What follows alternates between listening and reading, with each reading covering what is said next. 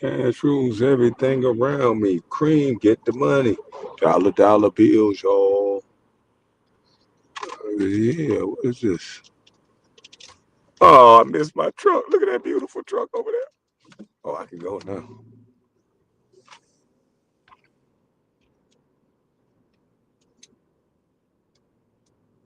Yeah. I got me a little light for my keychain. Cash rich. That shit scared the it scared the line.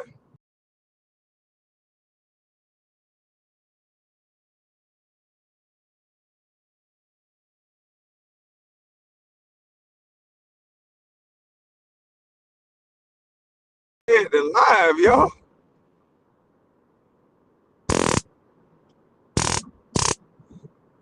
It's just a light.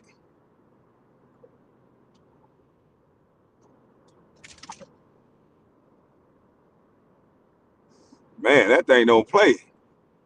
This is from Cash Rich Imports. Man, shout out to Cash Rich in the chats, man. If y'all can hear me. All the sun in the background. Good morning, good morning. Oh, don't come over on me like that, please.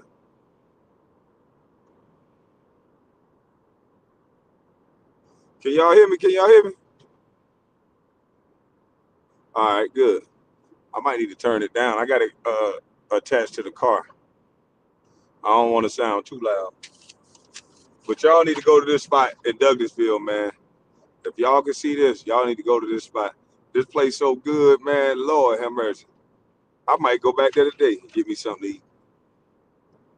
That place off the chain.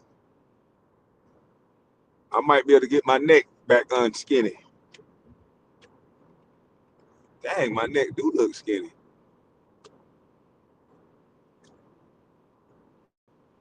That's what happened when you ain't drinking all them beers. Hey, but look, man, this is my last time dropping my daughter off at school. I'm tired of this. Her mama want to move an hour away.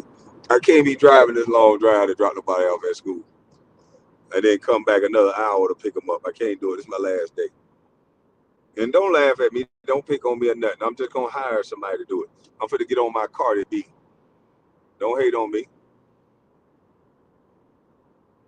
Yeah, I'm pay somebody $100 a trip.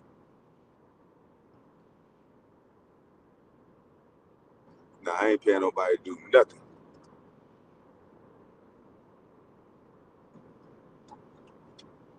Get out your way, player. Yeah, I'm gonna pay somebody to do it like Cardi B.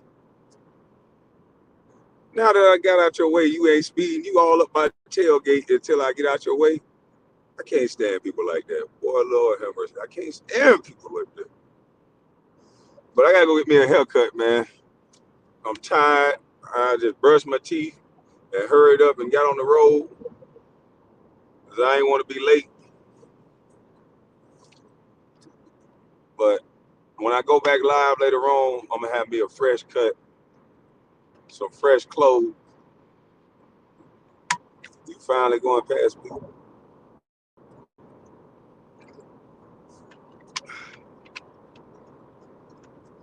You know, it's liquor in this bottle. They say this is scotch. They say all I do is drink liquor and do cocaine, so this is scotch. Bunch of dummies.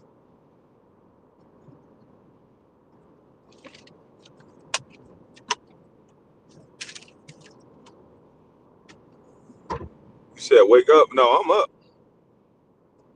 I had to take my daughter to school, so I'm up. Nice.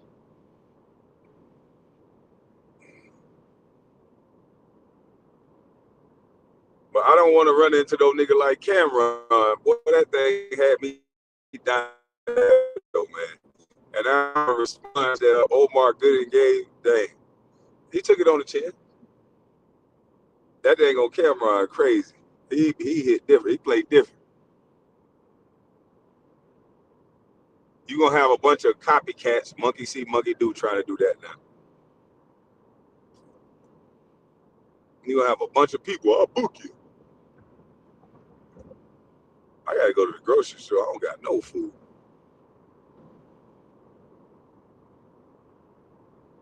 I don't got no food whatsoever. I saw this Cam Newton and Ray J interview. Did y'all see the Cam Newton and Ray J interview? Why did Omar have his shirt off? KD, you would remember something like that.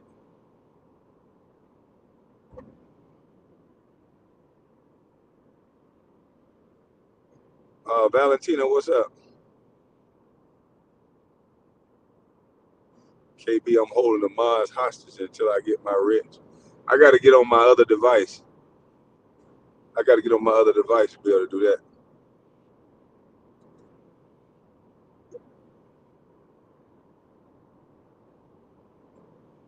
Oh, Speak did a live about that interview. Man, I got to go over that joint. I'm like, what in the world?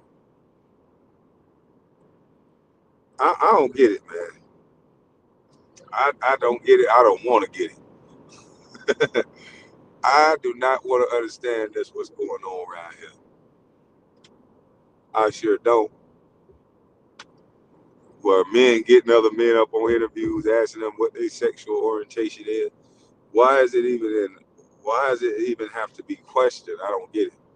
Why is Ray J moving in a way where people would think the question is sexuality? Hmm. He did say some weird stuff online about wanting to shower with some men, but if you are not on a sports team or something like that, where you have to shower with men, then I would think that any man would prefer to shower alone. I mean, you do what you got to do when you're in the gym, when you're in situations like that. But I don't think men, a heterosexual man, will prefer. Now, I don't want this shower by myself. I just want to shower with all these niggas in the same shower. I don't think that that's the preference. I just think people just do what they got to do. But hey, I didn't know that a married man would just come out of nowhere and say, "Hey, I missed them showers with you, Negro. I won't miss the other ones." Man, what is this truck doing? Let me get over here, man. But this idiot make me miss this exit.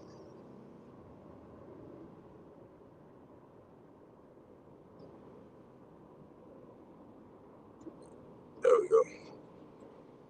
Salute to you, Coach Vic. Making Georgia in the house. Yeah, and Coach Vic, you know, as a coach, you know, sometimes you got to maybe shower in a locker room with men, but you go in there and handle your business, and you ain't in there with no cameras and playing around and none of this dumb stuff. You go in there and handle your business, you get on up out of there. But you would rather anybody would prefer to shower on their own. Salute to you, Claire.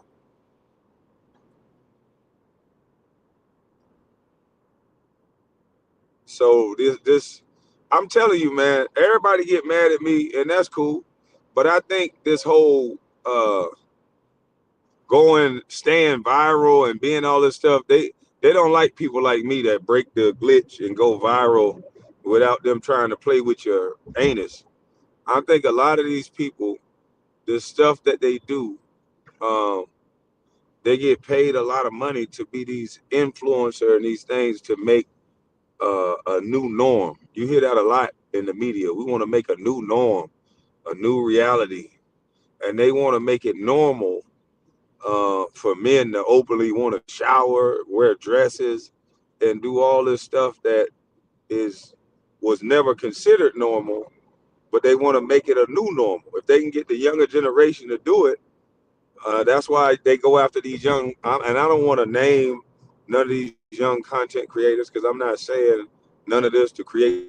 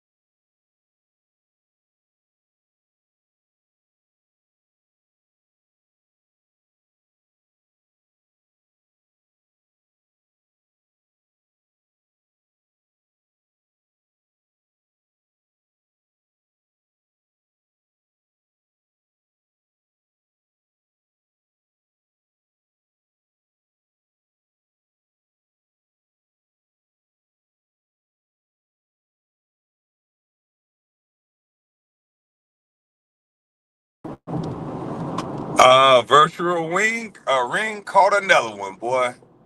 The virtual ring wins again, boy. Virtual ring assisted. I can't even say ring wing. What the fuck is wrong with me? Yeah, I love my ring camera assisted, baby. Woo, look at this track. Yeah, Nacho Chicho needed me to turn off the ring camera, turn off the alarm. Yeah, I got the virtual assistant now. Yeah,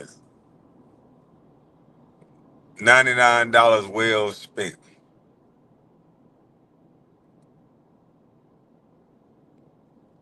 Yo, didn't know you was live. What's going on? Beg Low a preacher now?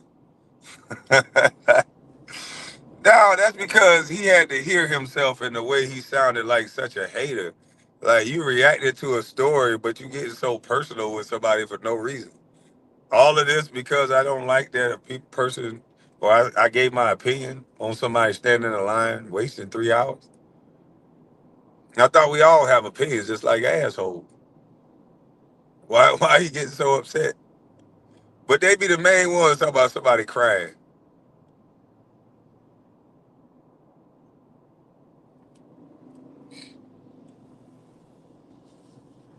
I gotta get over.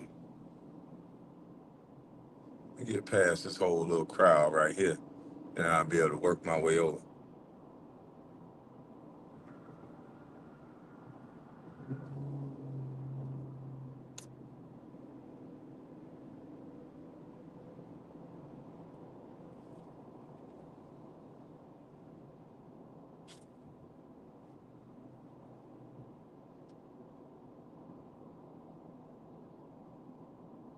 What was the point of that?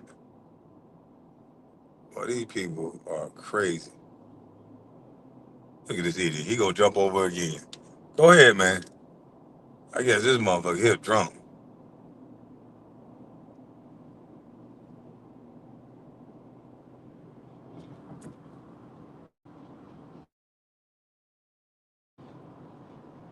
He woke up and realized Atlanta was turning him out. A grown man talking about he got his daddy's cooking, but he in the line for 3.5 hours wasting money for some clothes.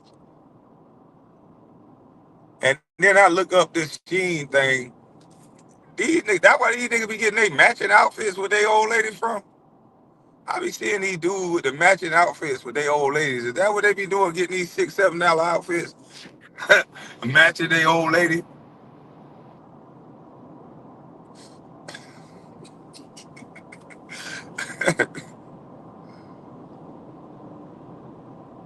You had a dream of a what? Nah, they sell man clothes too. I looked it up online. They be having matching outfits for $8 for they dudes. Oh, yeah, everything ready. Oh man, I just left order in the backyard. I gotta go down there and get order. Order in the goddamn backyard. Order in the court.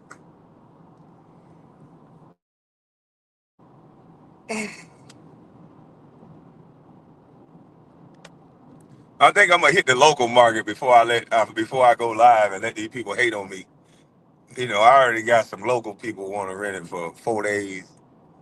You know, I mean, I might go ahead and grab that money and grab a couple other monies before we make it go live because they already ready to write bad reviews. It's not like they ready to see it happen so they can, uh, say, man, good job.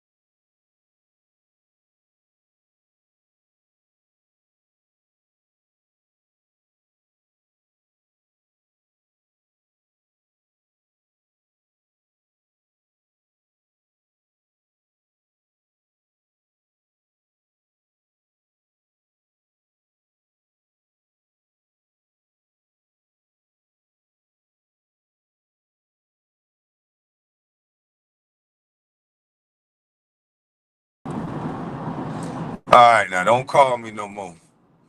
Shit. I had to, y'all see me put the phone up to my ear? I said, what? I should have left the camera on so y'all can hear me talking. Well, see me talking. Come on, man, get out of the way, please. Why is you in the way? Ain't nobody in front of you, dude. Let me go around this clown. Now I got a drag race to get by, get around you. How does that make any sense?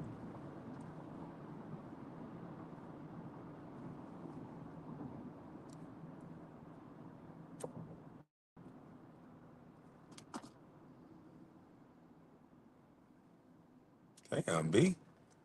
I'm gonna go to this Jamaican spot and get. I'm gonna go to this other Jamaican spot that's right here by my house because I'm fucking hungry.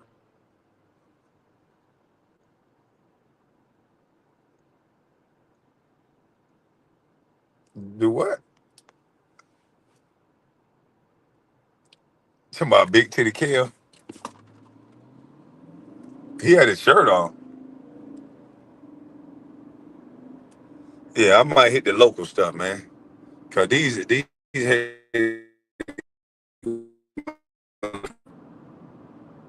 it's a party going on, be aware.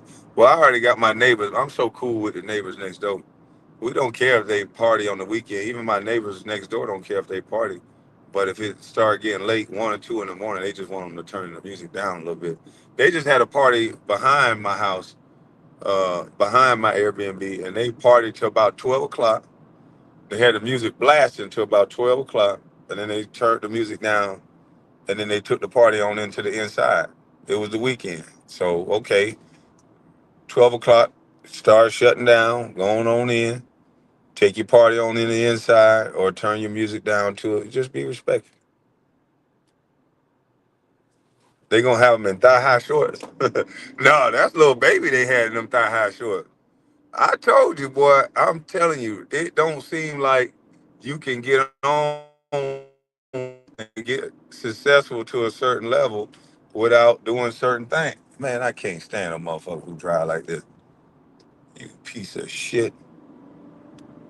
But it seems like you can't get on without doing certain things. And those certain things, these people anus and their likeness, or not their likeness, but they push what seems to be an agenda. If you a heterosexual man, then what the hell if they got a little baby looking like a 13-year-old, 15-year-old schoolgirl, and he's wearing like booty shorts and a halter top with his knees tattooed over top of him. I'm like, what in the world is going on today? And this is a gangster rapper that got a whole crew that'll probably hurt you real bad. But what they push is atrocious. And if you notice, they always do it right after they get in trouble. ASAP Rocky, somebody must have helped ASAP Rocky get out of that problem because ASAP Rocky wearing heels now. Yeah, ASAP Rocky in heels. And Lil Baby, a gangster rapper, he come out on the stage, and I'm like, yo, still like the music, but yo, not gonna keep me boxed into a car. What's wrong with y'all this morning?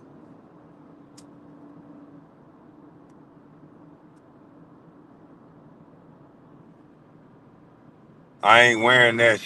But a lot of young generational guys are going to wear that. They look at Lil Baby as a YN.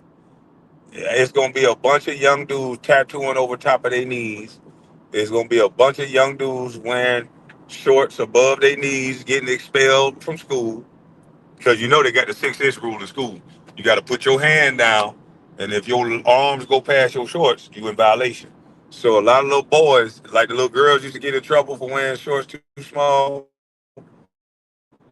The boys gonna be getting rid up, sent to ISS, suspended for wearing booty shorts, and that's what's gonna happen. Cause little baby don't wear booty shorts out on stage, and he still got a gun. He's still tough. So they like, shoot, you say something about my booty shorts, I just blast you. So Niggas gonna be walking around wearing booty shorts and purses now. I'm telling you, it never fails. Every time they put a top celebrity, especially one that done got in some trouble, they'll do anything. They'll start wearing this little stuff. It's like they gotta pay that favor back.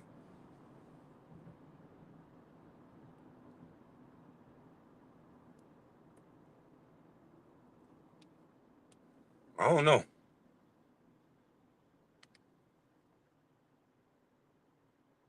A whole what in the chat? what the? What the? I don't even know if this place open yet. If it ain't, let me go to the. I don't know what the fuck you following me for. You go get a rude awakening if you following me for some smoke.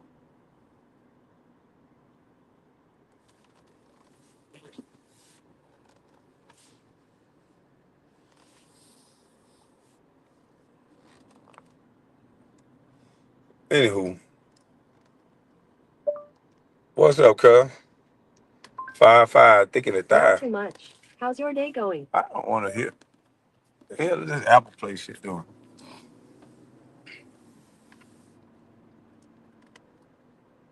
You say you saw what? I saw that madness, Bustlife thing. Man, listen.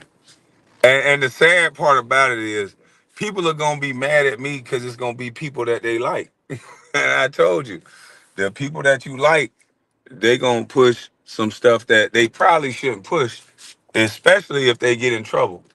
But especially if they want to be famous or stay at a certain level. If you want to stay at a certain level, it's certain things that you got to push. You can make your money and get out.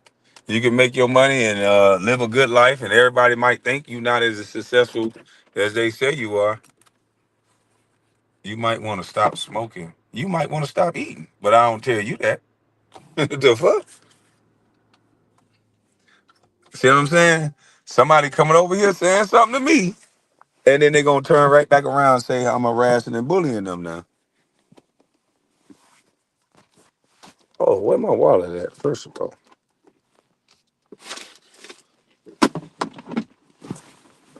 Oh, did I get in the camera? I didn't mean to.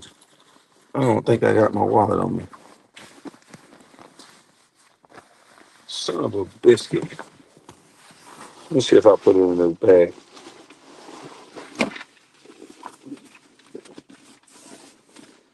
Yeah, now, see what I'm saying? She come in here and say that to me, right? And then if I say something to her, now one more comment like that, I'm gonna go ahead and block you because I already know what that's gonna lead to. It's gonna lead to me responding back to you, and it's gonna lead to you calling YouTube saying I'm harassing and bullying you. So I'm gonna go ahead and just nip this in the bud. You say one more comment about what I need or something like that, I'm gonna goddamn gonna go ahead and block you because there's no malicious intent of me saying you need to stop eating. But y'all will block me or y'all will flag me for saying this type of stuff. So leave me alone. Leave me alone. Cause it seems like YouTube is with this whole gangster soft ass bullies. Y'all want to be the soft ass bullies. Man, let me see if I got my motherfucker. This pants got so many compartments on them, man. I got a compartment down here. I got a compartment everywhere. I might have just left it at the house.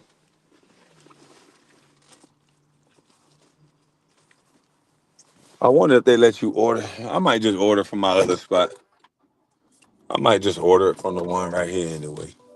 That might be a sign, man. Order from the one you like. I ain't got my wallet. Damn.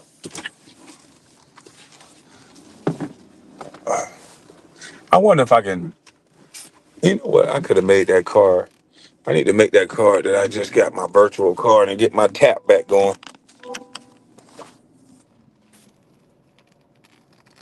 The sky is beautiful. The chat got up, fam. Yeah, man.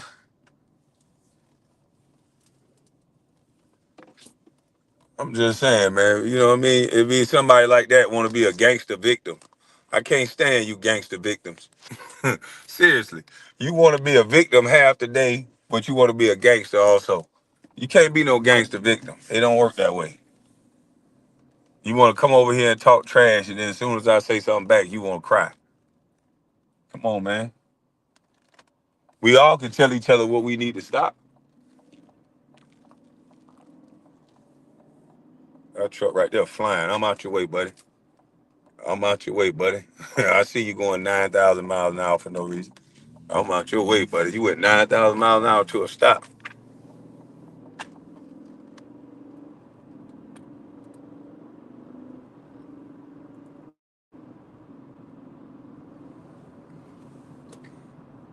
You said Stephen Edwards told her about the channel? Nah, that's why I ain't gonna respond to her. That's why if she say something else, I'm gonna block her. Because that's what they do. They send their little minions to the chat. They say disrespectful stuff, and then when you say something back, oh, he's picking on a woman, or he's picking on this person. And nobody don't got time for that, man.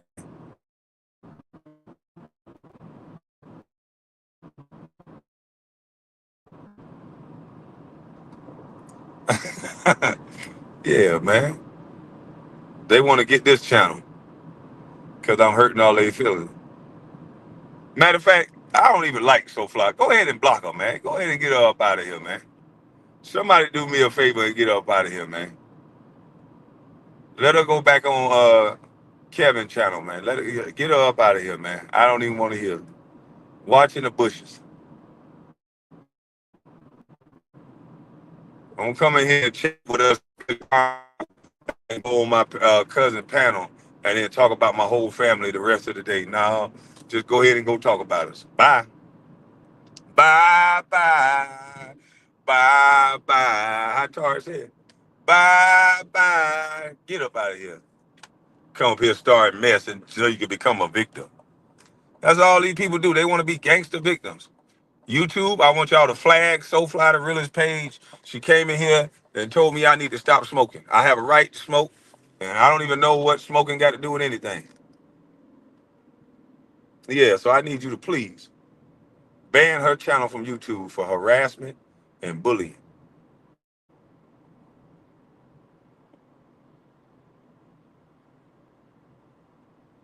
Stephen Evans talking about, damn, I was hoping you would make it. No. See, one thing about it is you can't be around that evil, Stephen Edwards. I don't know who you are, Stephen Edwards, but I don't even think she need to be over here being the fact that all she gonna do is talk shit, noise about my family all day on somebody else's channel. So she might as well go ahead and get a head start now. Yeah. Go ahead and get it. Yeah, go ahead and get a head start. Get you a whole plate of fries and enjoy yourself. Get you some chicken wings and some fries and enjoy yourself. Hold on, we getting close to the crib. I can't let these Negroes read street sign. See, it's different back here in these woods on when somebody give you an address and actually knowing how to get to it. That's the thing I love about living in Georgia. Georgia, Georgia. It's different, boy. Up in these backwoods, these windy roads, yeah, it's a little bit different. You can pass right by somebody's house that you got the address to 2, 3 times. And so that ring camera can catch you more than one time. Yeah, get a whole plate of fries. She like French fries.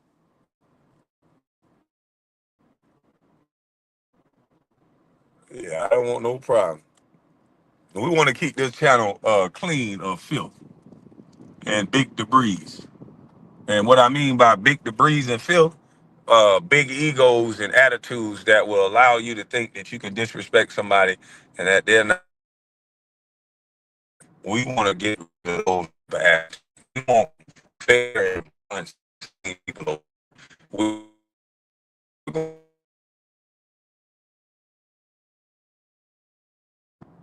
we want people to fall out or disagree with somebody over normal stuff.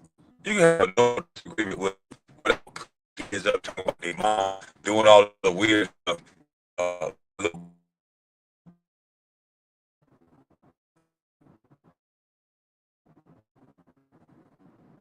Yes, that's what we're trying to move on to. We trying to move on.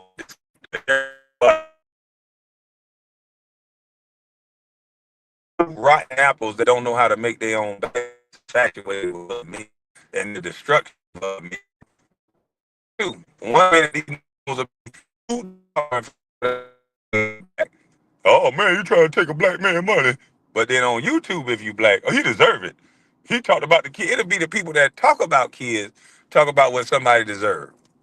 Like, boy, the daddy. Oh my God, dang good. The girl, why are you pumping gas, Lord? Jesus, if I don't go over here and grab this pump out your hand, Lord, have mercy. You got that? Nah, you probably got a nigga sitting in the car. Ain't? Do she? No, you driving that nice car, pumping your own gas, girl. You ought to be ashamed of yourself. Maybe her man at the house. I don't know. But I damn, but I ain't finna get in trouble. Mm-mm.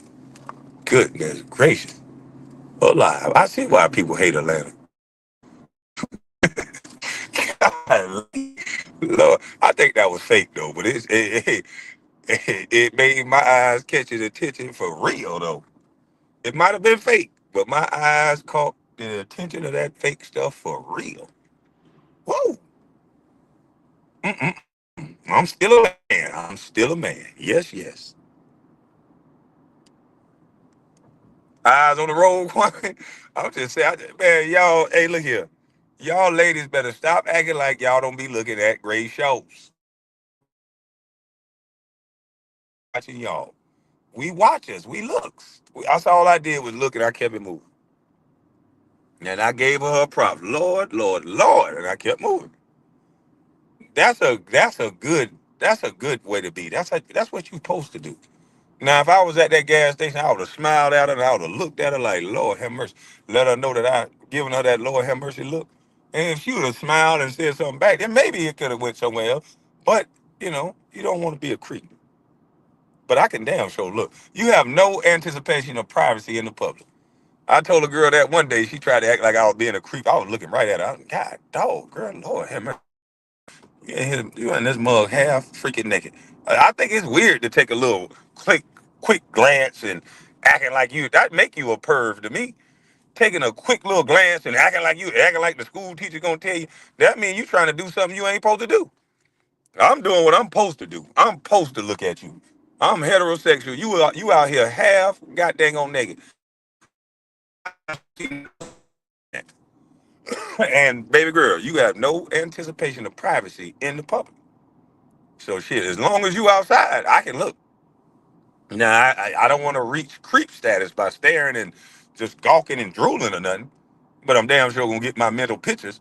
What I'm doing is cha-ching, cha-ching. As I blink, I'm taking a lot of mental pictures. Cha-ching, cha-ching. And that's all I'm doing. I can't help it, boy.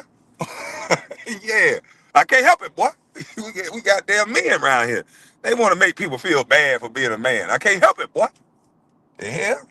I don't feel bad for this shit. I actually felt good. She made my day better just seeing her at that pump. It made my day better.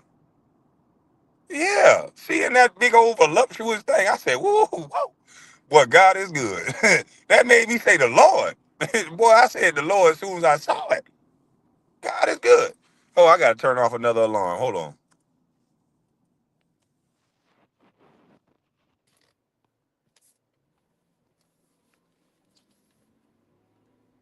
Can y'all hear me? Yeah, man. As soon as I saw it, I said, God is good, boy. Woo, woo. There's a God somewhere. Okay, you can't make that. Well, maybe Dr. Miami made it. I don't know.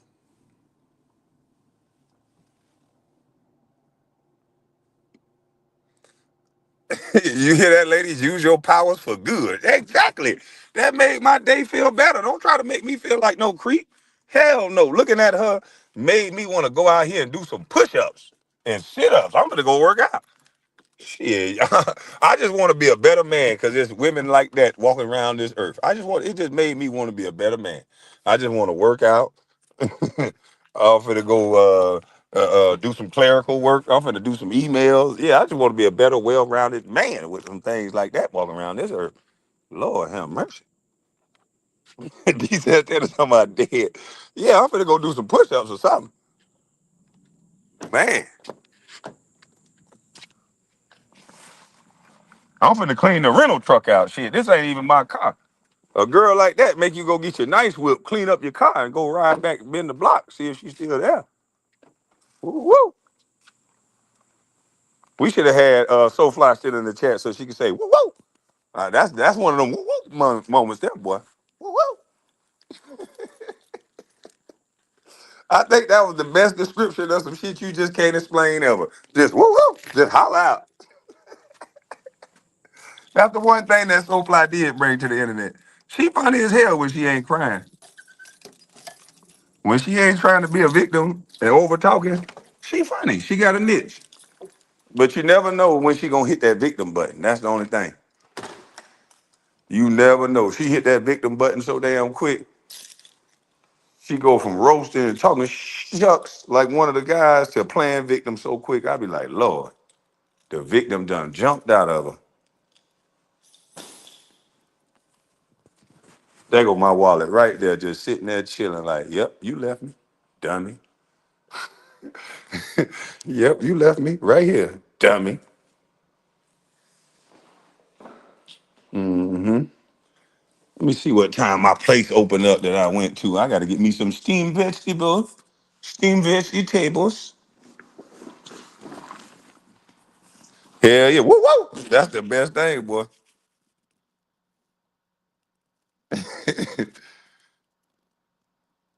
She is funny, but she unpredictable and lies. Yeah, man, she's a habitual liar. If she would just stop, if she didn't went over there to that SVX decide, if she could have just stayed being a good person, man, you never know what SoFi could have materialized into, man. But no, she want to be, especially everybody know a big girl that can roast. That's the funniest thing ever. A plus size woman that can roast like a mother trucker. Man, you can't beat that. That ain't afraid to say she big. That'll just go off on you regardless. How can you beat that? Once you get past this big joke, now what? Like the women that own it like that, you can't beat them. But she want to be a victim. Oh, don't shame. Oh, don't this. You can't tell good jokes and then be a victim. Hell no, it don't work that way. But yeah, man. Look, I done made it to the house, man. Hey, Cash Rich, he done sent me this stun gun. So if one of you bother me, Cash Rich did it to you. Hold on. Listen, if one of you bother me, I didn't do it. Cash Rich did it to you. Because it looked like a little flashlight, don't it? It looked real nice. It looked like a flashlight. I'm gonna disorient you, and then I'm gonna click it up one time, and it's gonna turn hot. And then I'm gonna go.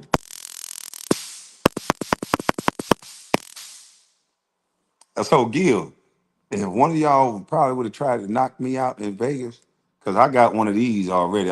Mine don't work no more, but I had one of these when I went to the West Coast in my pocket, and I had a mace, and I had something else, but I ain't gonna say that. And I had a bodyguard. But I'm gonna keep one of these.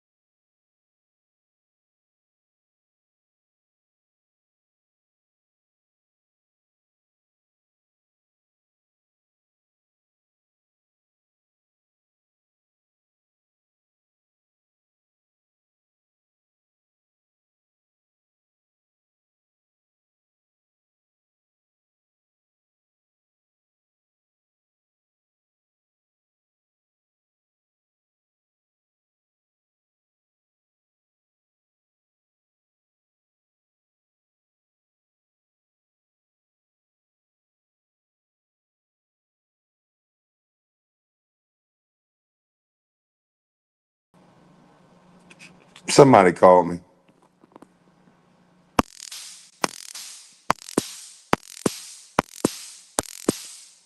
Man, this thing sounds dangerous. I should have tased myself to see how y'all want to see it on live. Not gonna happen. Not gonna happen. And he got me this. This look like a little natural little flash. Hey, what are you doing over there? But this flashlight seemed to do something else different. When you hit this little switch at the bottom right here, if you hit that switch at the bottom, then you push this forward, then the light go off, and then this red button turns into something else.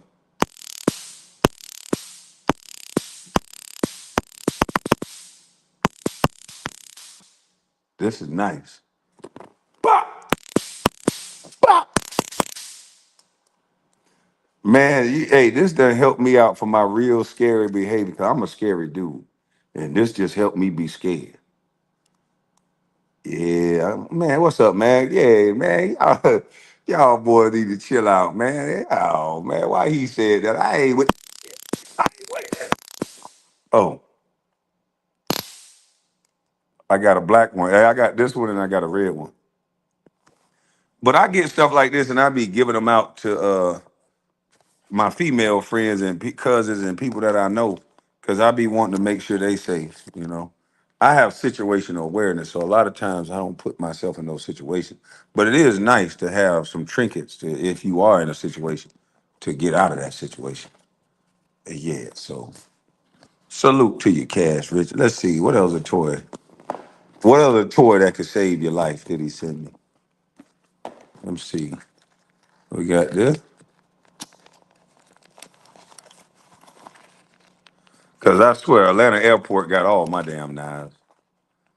They got about four of my knives at the Atlanta airport. Thank God it ain't illegal to have a knife in your bag. You get caught with a knife, they just take it. But here's a knife. See, I usually keep a blade. That knife will make you get a motherfucker mind right. That's all you need. Yeah, man. That if that pepper spray don't work, if he a grizzly bear, he can walk through that pepper spray. This will give him some sweet dragon music right here. Yeah, buddy. I like this knife, man. This thing here heavy and nice. The feds downstairs, KB. Hey, the feds will sell these to you. What you talking about? The fed, the feds got their tax out of this. This got a barcode. All of this stuff got a barcode to it, so that means the feds got their money. The feds got their money, buddy. hmm Anything that got a barcode on it, yeah, that mean made in China. That mean the feds got their money, and it done been tariffed off. Yeah. Everybody got their money off this. When you got a label on it and all that, yeah, the feds is fully aware of this product. Sure is. hmm Now this one right here, I wonder if she stole this one, but I had an old lady was finna steal this to tase her husband. My baby mama. This called, I don't know if this is a shark, but it looked like a shark. It looked like a little shark. Or what is this? I don't know. Well, this motherfucker here don't play. But she knew how to work it off the rip. It's a light when you press this button. You can blind their ass. Woo, this shit light. You can blind them, and then you can push this up, and then that button turn red. Oh shit! What does she keep calling me for?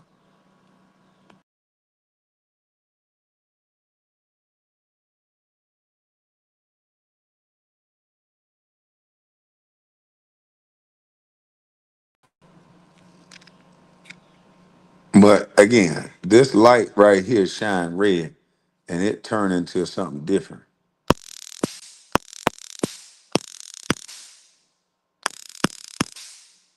Woo! I smell it. Let me turn that red button off.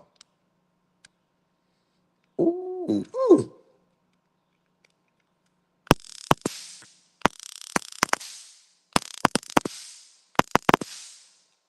Mm-mm-mm. Nice.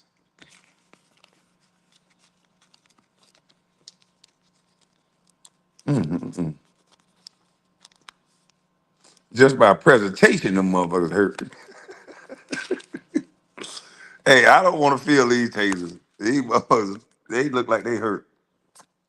But yeah, I got me some nice crickets.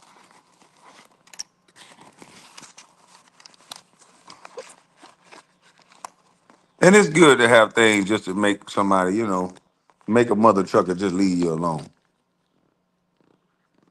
you know? And that's not to intimidate or scare anyone. But there's people out here that got way more than a taser.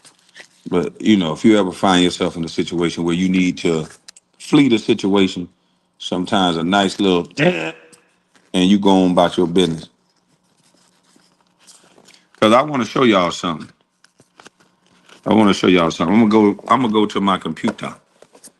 Oh, let me go off of this for a second. I'm about to switch over to my computer. So that way I can order some food that take 45 minutes. And I'm gonna show y'all the brother, one of my football playing brothers that went to jail. I think it was Suggs. But let me let me flip over to the computer.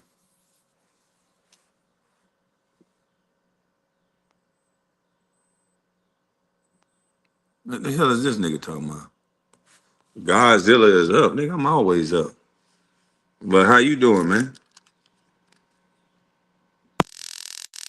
This was for your buddies that were trying to knock me out in Vegas. Dang, man, you was gonna send somebody on a dummy mission. Hey, Gil, hit the link, man. You was gonna send somebody on a dummy mission, man. I hope you not gonna send. This channel ain't monetized, so you can come on over here. I hope you wasn't gonna send nobody on no dummy mission, man. Don't do that. Please don't. Man, we cool, but if you send somebody on a dummy mission, we ain't gonna be cool no more. Well, actually, we not cool because the things you said about my mother. So we not cool. But I'm not actively looking for you, so that's a good thing. And so you should probably leave it at that. Yeah, you should probably leave it at that if you know what's best for you. You don't look like the type of guy that know what's best for you. Hell, you got a Fed charge. Yeah, you got a Fed charge. You don't seem like the type of guy that know what's best for you.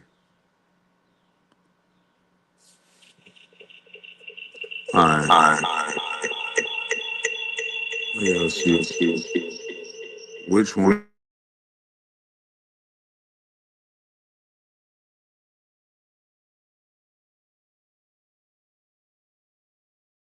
That one need to be on.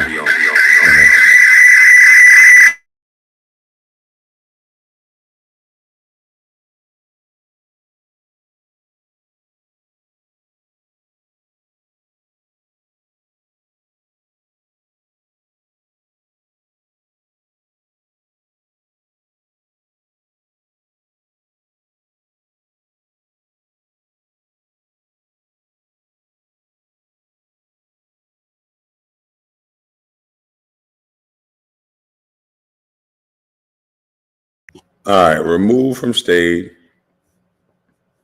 Mm-hmm. Let me kick from studio. I can't kick him from studio. All right. That dude is obsessed with Kwame. He just don't know no better, man.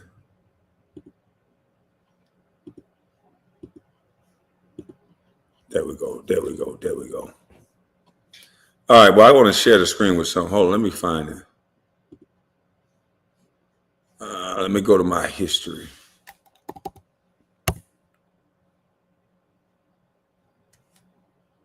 I don't want this YouTube switch accounts.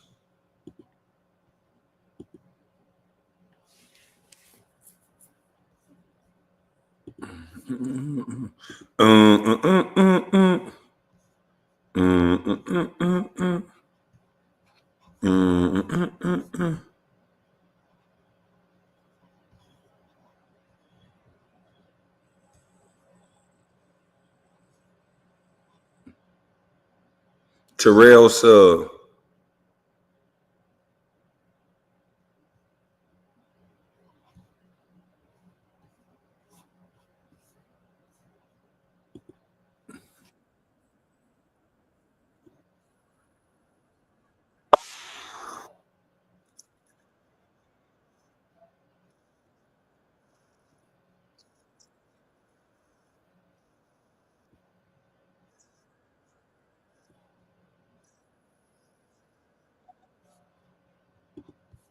There you go. I'm gonna let Terrell Suggs explain to y'all what he did. And if he had one of these, and I'm gonna say this: don't ever brandish a gun at anybody. That you can go to jail for that. Don't ever brandish a gun at anyone just because you have a gun. And it's crazy that this guy came in the chat, the one that always pulling out a gun, putting it in front of people. That's a charge. You cannot brandish a weapon. If you can get charged for brandishing a weapon, you can get charged for menacing with a weapon. You can get charged with a lot of things just for showing your firearm. You know the old school thing in the hood. You show the nigga your gun. No, you can't really do that. Some states you can just show it to them. Other states, if you whip it out, you go into jail. Most states, if you whip it out, you go into jail. Some states you can say, "Look, man, I'm armed. Don't bother me. Back up." But if you pull that thing out, if you bring guns in the locker room, if you do anything where you're presenting a weapon, because you're bringing this deadly tool to the situation, and that's why this will maybe help you out a little better. There's the difference between you getting a felony charge and defending yourself, and then you pulling out a weapon and defending yourself. You can defend yourself very well with this, and then get to these instead of using that weapon or brandishing that weapon. So let's watch what Terrell Suggs, an ex-NFL superstar, tell you what happened. Left it at the house actually. I'm finna go to jail. Yeah. For that Starbucks shit. I don't know how long. When I got into it with the white guy. Nothing. We got out, we exchanged words, and I was pulling off. And shit, I didn't want him to follow me. So I just let him know I had my pistol on me as I was leaving. And he got into it with the white guy. So he had to say the color of the person. I don't know why the hell that mattered. But he got into it with the white guy. But what got him in trouble is Terrell Suggs took a weapon that he had in his vehicle and hung it outside of the car. And he said he did that to let the guy know that he had a weapon. But in doing that, everybody else saw you with a weapon. And he got caught on body cam. He got caught on every camera. And other people called the police and said, there's a black man with a gun. So I don't know why he thought that was smart, but that's what he did. So that's what he's being arrested for. And I guess that they saying misdemeanor with a firearm. So I don't know what they said. What y'all say was? Threatening with a firearm. And see, this is another thing. He said, I guess they saying what they said was, if he was trained with a firearm, if he actually took a training course, he would have known what he did was illegal and he wouldn't have done it. I have a gun all the time, and most people don't know I got it. Almost every time you see me somewhere, I got a firearm. But you'll never know. It ain't for you to know. It's for you to think you the baddest mother trucker in the world, and then you come up slipping and you come up playing and harming me, and I let you harm me a little bit, and then it's blam! And then I go on about my business because I don't have a weapon to menace with it. I don't have a weapon to play with you. I have a weapon to protect my life, and protect my life I will do. That's the only time you're going to know I got a weapon. He said, of course, you scary.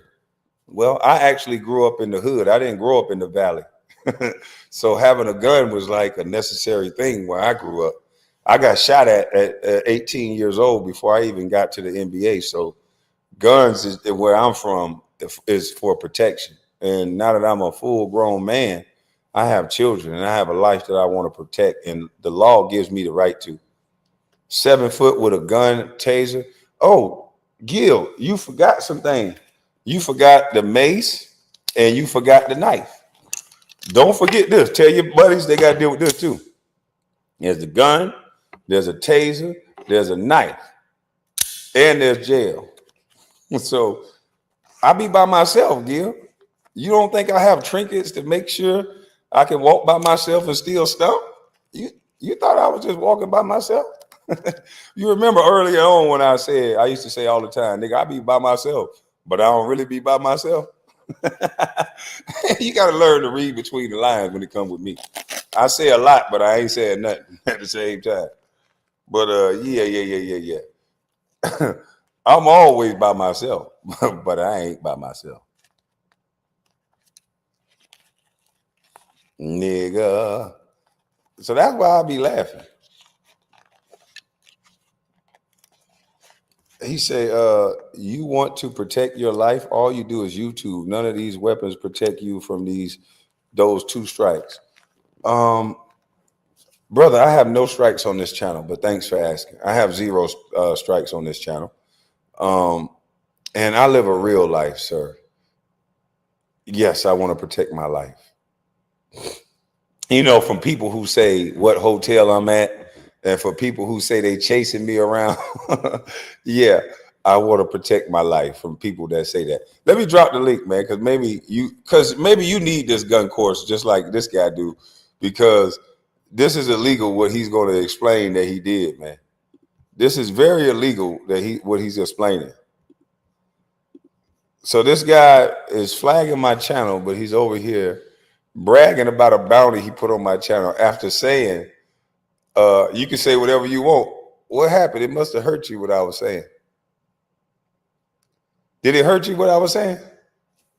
Because, Gil, I hope you don't send none of your friends after me. Because I'm trying to protect my life. And I'm going to be trying to protect my life. You'd have been sending them to talk about punching this face? Oh, man, that would have been bad. Now this is gonna get you blocked right here. This right here go get you blocked. Now, let me time you out because you're a content creator. But the next time you do that, that's gonna get you 86K. You're not about to promote. And I should have screenshotted that first, but I got enough screenshots of him promoting. But yeah, this guy's a dummy. He don't know he got a YouTube channel as well, and he over here talking about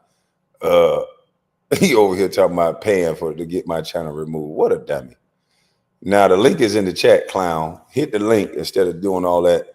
Come up here and say it on live so I can have it on film. Come up here and say it on live so we can have you on film promoting taking someone's channel down. But yeah, man, you was gonna send your friends to run into all this, man. You don't really like your friend. Anybody hang with somebody like this guy, they don't really like their friends. Their friends are just like little trinkets that they use to act tough. And then if it don't go their way, they get smacked by, another grown man that don't play that. Then it is what it is. But Valley boy, I'm not from the Valley. I grew up in the hood, so it sounds like bullying and harassing to you. That sounds like bullying and harassment to me. All I got to do is use my words. See, this is just like real life. I told y'all in real life, though. See, in real life, though, he got to use money to make things move. He had to use money to get girls. In real life, I was just being me. See? That's why he's so mad. Hey, Gil, all you doing is keeping her warm for me, boy. See, if I get to saying things like that, he'll crash out. Hey, Gil, all you doing is keeping her warm for me, nigga. I might want her. You keep talking. I'm gonna have a relapse, Gil. You keep on playing with me. See, I'm not gonna be offended because you stupid. You trying to hit baby mamas and all that. That's what's supposed to happen. You just dumb. See, I know what hurts you, boy. You got an ego. You said something stupid talking about I got Shaq's side chick and I put babies in her. I stole Shaq's main side chick. I got text messages to show how lame you are. This nigga brag about getting another dude's side chick pregnant.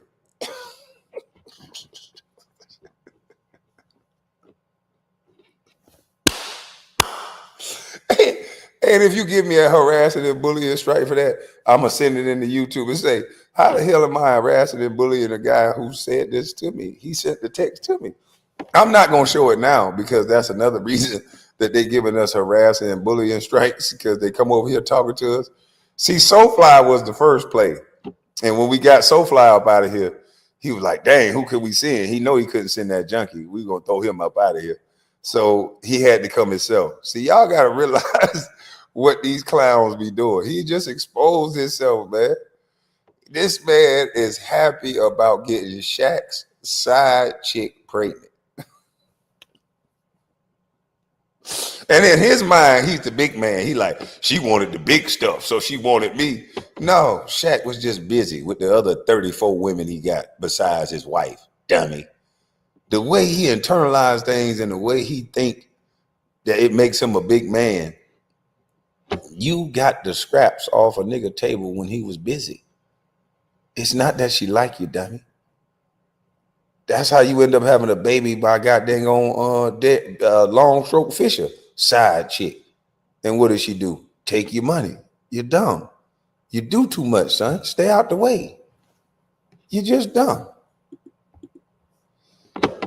But again, let's get back to the story. Terrell Suggs is going to jail because he decided to brandish a weapon out of the window, hanging out the window of his vehicle.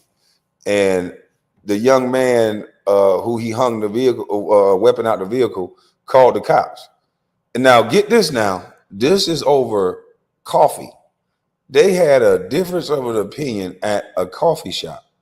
And it turned into guns being drawn and shown. Kwame, are you okay? Bullying and harassing can be harsh. I'm trying to be okay, Nacho. Thanks for asking. These guys are running a smear campaign, and it's hard not to respond because in today's world, what they put out in the universe, people ask, "Why are you not responding to that?" And I respond in a particular way. You know, when I respond, I respond. And so they want to make my responses against YouTube guidelines, but my responses are some heck of a response. So what they want to cut off my response. So what I'm going to do is I'm just going to keep goddamn on dipping and dodging and flipping and flipping. So I went and I made me one of these and put it in the solo layout. Because I'm going to start streaming from over here too. So y'all make sure y'all go ahead and sign up for that Twitch. Because when we talking about these guys, we're going to go from YouTube and we're going to cut off the YouTube part and we're going to go over to Twitch.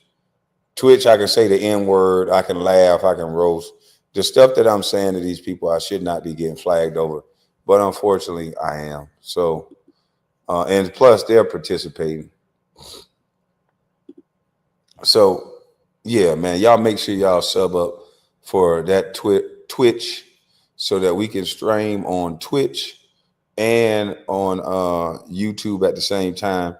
And then when I'm done saying the nice stuff on YouTube, I'm going to go over on Twitch and let them have it. And y'all make sure y'all go sub up. Kwame Brown, Bustlife 912. I had to do it all lowercase because I think so many people, I'm supposed to be a bust, but so many people on Twitch using Kwame Brown Bustlife. But once they start seeing that I'm the one going live and I'm the one talking, they might be able to come over there and holler at the kid. Again, like I say, when they do certain things, all they doing is making me evolve and up my game. I just get uppercutted. Boom, I got flag. Okay, nigga. I done got flag. Twit, my turn. You know? Gilbert gonna start paying Twitch to flag as long as he got to spend some money. You got to spend some money about me. They got to spend money behind fucking with me, boy. I love it. As long as they spend that money behind messing with me, and they running that propaganda game on me, you know, where they editing videos and all that. That's nice and cute, and it's cool. You not that, You not from the SAV though? Who said I'm from the SAV? What happened to the other Twitch channel? I don't know. It wouldn't let me get into that email. I don't know what happened. I'm using the same email and everything. I don't know what happened. Maybe the people that stalking me all over YouTube, Instagram, maybe they happened. So my other Twitch, I couldn't use it. So I had to go to this 912 behind it. And I'm not from the SAV, but 912 is Brunswick, sweetheart. Yeah, how you gonna talk about something you don't know about? How you don't even know that Brunswick is 912? See, you thought it was just Savannah. You don't even know that down there in Brunswick, Kingston, and matter of fact, you don't even know that I can be from Georgia and get a Philly number. You don't even know. You don't even know nothing you talking about. So you just go on ahead and just stay in the chat because you don't even much know. Oh, now they say threatening with a firearm. I didn't point it at him or nothing. So I don't know. I'll let you know when I get down there. Not about you pointing it at him, Mr. Suggs. It's about you brandishing said weapon. That's what you got arrested for. Brandishing a weapon. So moral of the story is don't pull it out unless you're going to use it. That's why old school cats say, don't pull out no gun unless you're going to use it. There was no purpose of pulling out that gun. That meant that your life was not in danger and you was just trying to be a thug.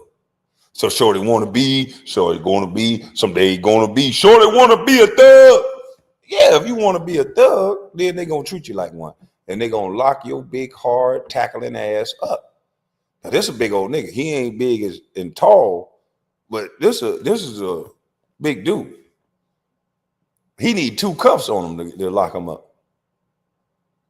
And nobody taught this guy that, hey, a firearm is final. It's not because of a decision that you don't like or a conversation that you having with somebody that you don't like. This is a final thing. And you don't pull it out because you got a little extra incentive because the person is white. This is a final thing. So this is what he got locked up for. They at the coffee shop. An ex-NFL player pulls out a gun because he got into an argument with a white guy.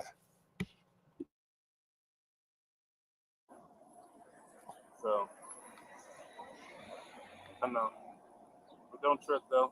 I mean, shit. I'm trying to call him now. But yeah, he's gonna have to come because my car out here and the windows down, so he's probably gonna have to come get it. Sounds like somebody's attached to it. Mar. Yeah, I'm finna go to jail, my name. I swear to God. So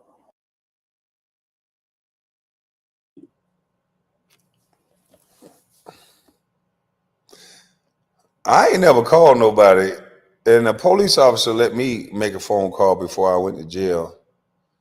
And shout out to that police officer, but I never called nobody and laughed about going to jail. I called them cussing. I was mad. Man, this mother about to lock me up. Beep, beep, beep, mother, beep. Punk mother, beep. Locking me up. Hey, you gonna stop making noise like that? Yeah, all right. Yeah, man, we go. Where we going at? Then you need them for something. What station we going to? You feel stupid when you look back at it. What station we going to? We going to such and such station. Damn, man. He's smiling. I'm going to jail. Yeah. Damn, boy. He must have been bred for, I'm going to jail. I don't know what's going on. I'm going to jail. You know what's going on. You pulled out a weapon out the dang on window. You know exactly what's going on. My car is gonna be on Pinnacle Peak. Basically, it's right, it's like right before Walgreens and all that. Pinnacle Peak and 91st and 91st Street. Can y'all? I need two on me. So. Yeah, we'll hang out here. I just need somebody to run the car up. No, he's far. He's far away. I got into it with. Now, I want y'all to see the difference because I know a lot of y'all do all this talking. Man, if that was a white person, they'll do this. If that was this person. Now, Terrell Suggs is an athlete that everybody knows. He's in Phoenix. He's in Arizona. Terrell Suggs is a professional football player that's recognizable by a lot of people. because of the way he played. But if you could see the great treatment that they're giving Terrell Suggs, I don't want to hear nobody talk about no man, if he was white. Terrell Suggs was able to fold his arms like this. He was able to pull his pants up, tuck his pants in. Ain't none of these officers say, hey, Terrell Suggs, hey man, stop moving your hands like that. They knew who he was. They respected who he was. They allowed him to hide his hands. They allowed him to do whatever because they're just like, okay, on face value, we know who you are. We know you're not going to do anything. So they didn't bother him. They didn't incite the situation. They didn't do none of that. They allowed this man to make a phone call. They didn't have to. They explained the situation, but they treated him with a lot of respect for a man who pulled out a weapon around a bunch of people at a coffee shop.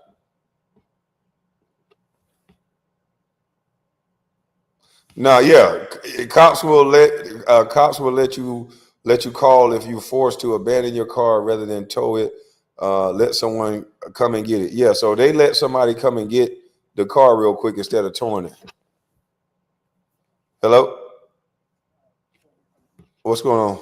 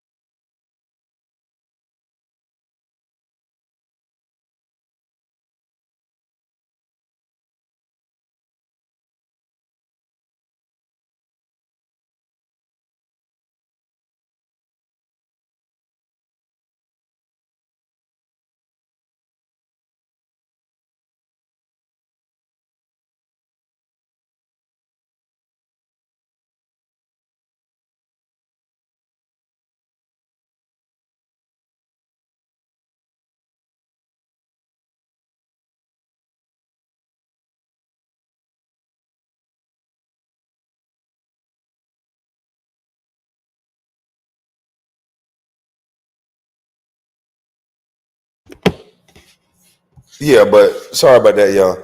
But yeah, Terrell Suggs is out here. They treated him with respect. They're gonna treat him with respect this entire situation, even when he get a little antsy. Now I could have played it further back where he was getting a little antsy and they was just still calm.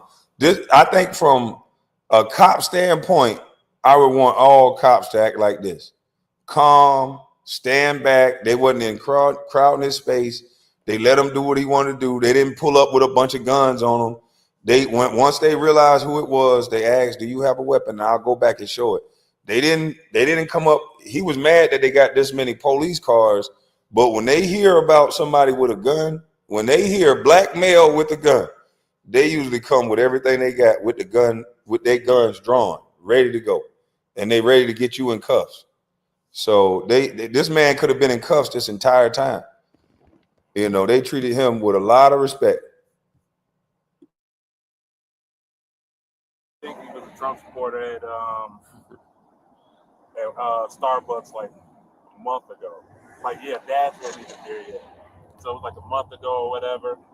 And we exchanged words, and then I was going to pull off. He was like, reach for something. I let him know I had my shit too. You know what I'm saying? And I drove off so he wouldn't call me. Yeah. I guess because he called. Yeah, so you just probably need to come get my car and take it back to the house. They finna take me to 75th Old Street Town, in Indian School. basically the jail down there. I'll let you when I get down there. I'll let you know how long I'll be in there for. All right. My guess is you want to get through this as quickly as possible because, like I said, you have the option. I don't know. Like my boss said, we are not sure. The detectives are going to come down and explain more to you, but he's here now if you're ready to go. I don't know about cut the car off. I've got the keys in there. I can cut it off if you want and roll the windows up. Yeah, please. Okay. All right. Give me one. Yeah, we need one. I got You got it? All right. You don't ask them what, baby? Right. You don't want to end up on TMC. Nah. No, they don't let me the because I have keys are a in the cup. in there. Keys are in the cup. Firearms to the right of the driver's seat. I think he's gonna do it now. So you should. They got 4 cars in a unit out here on me. nothing. I can tell he never been in no trouble like that. And this is a good dude that just made a mistake. I can tell he's not used to the process of going to jail, getting in trouble. He don't know much about it because he talking about they got 4 cars in a unit out there on him. Dude, you lucky to be standing there talking to your wife, smiling on FaceTime. I don't know what you think and what you used to, but you not on no football field. You in real life. And I'm telling you right now, in scenarios where I grew up, and this is before basketball and even after, if the police get called about a gun and black man, buddy, the encounter goes way different than this. So you are lucky, my friend, to be standing there smiling, talking to your wife, and about to be safely put in cuffs and escorted to a jailhouse. Because of the way they're treating you is not the way they treat everybody else. You getting the celebrity treatment. If this is what celebrities get treated like, you are definitely getting the celebrity treatment. Because anybody else with a gun, you're getting in cuffs right away, off rip. You getting in cuffs. You brandished the weapon. They saw it on camera. You getting out of the vehicle. We placing you in handcuffs for our safety. And then we having this conversation. But earlier on in the conversation, they told him that we got to put you in cuffs and then we can dial your wife's number and you can talk to him. He told the police, no, I'm not okay with that. You can't put me in cuffs. I can hold the phone myself. And they let him hold the phone himself. He's talking about stop resisting. Yeah, they'll do some stop resisting. Stop. Well, you'll be sitting there like, wait a minute. Stop hitting me. Stop moving. Stop moving. And you'll be like, you busted me across the head with that flashlight. I'm going to keep moving. So, yeah, I don't think he's used to what would have really happened to him in a state that didn't know him like that. Buddy, you are a massive brother. You are a big dude. And you would have been in handcuffs immediately down here in Georgia. I'm talking about you'd have got your big muscle-bound, muscle-neck self out of a whip with a gun. Oh, they locking you up. They locking them cuffs on you. And then whatever conversation they have after that is with them cuffs on your big old tail. You move men around for a living and threw them off like this. Other men that was your size, that was bigger than you, 300-something pounds, they watch you on Sunday, take one arm and go, ugh. You think these cops want to take any chances with somebody like you? You literally was taking men doing a swim move.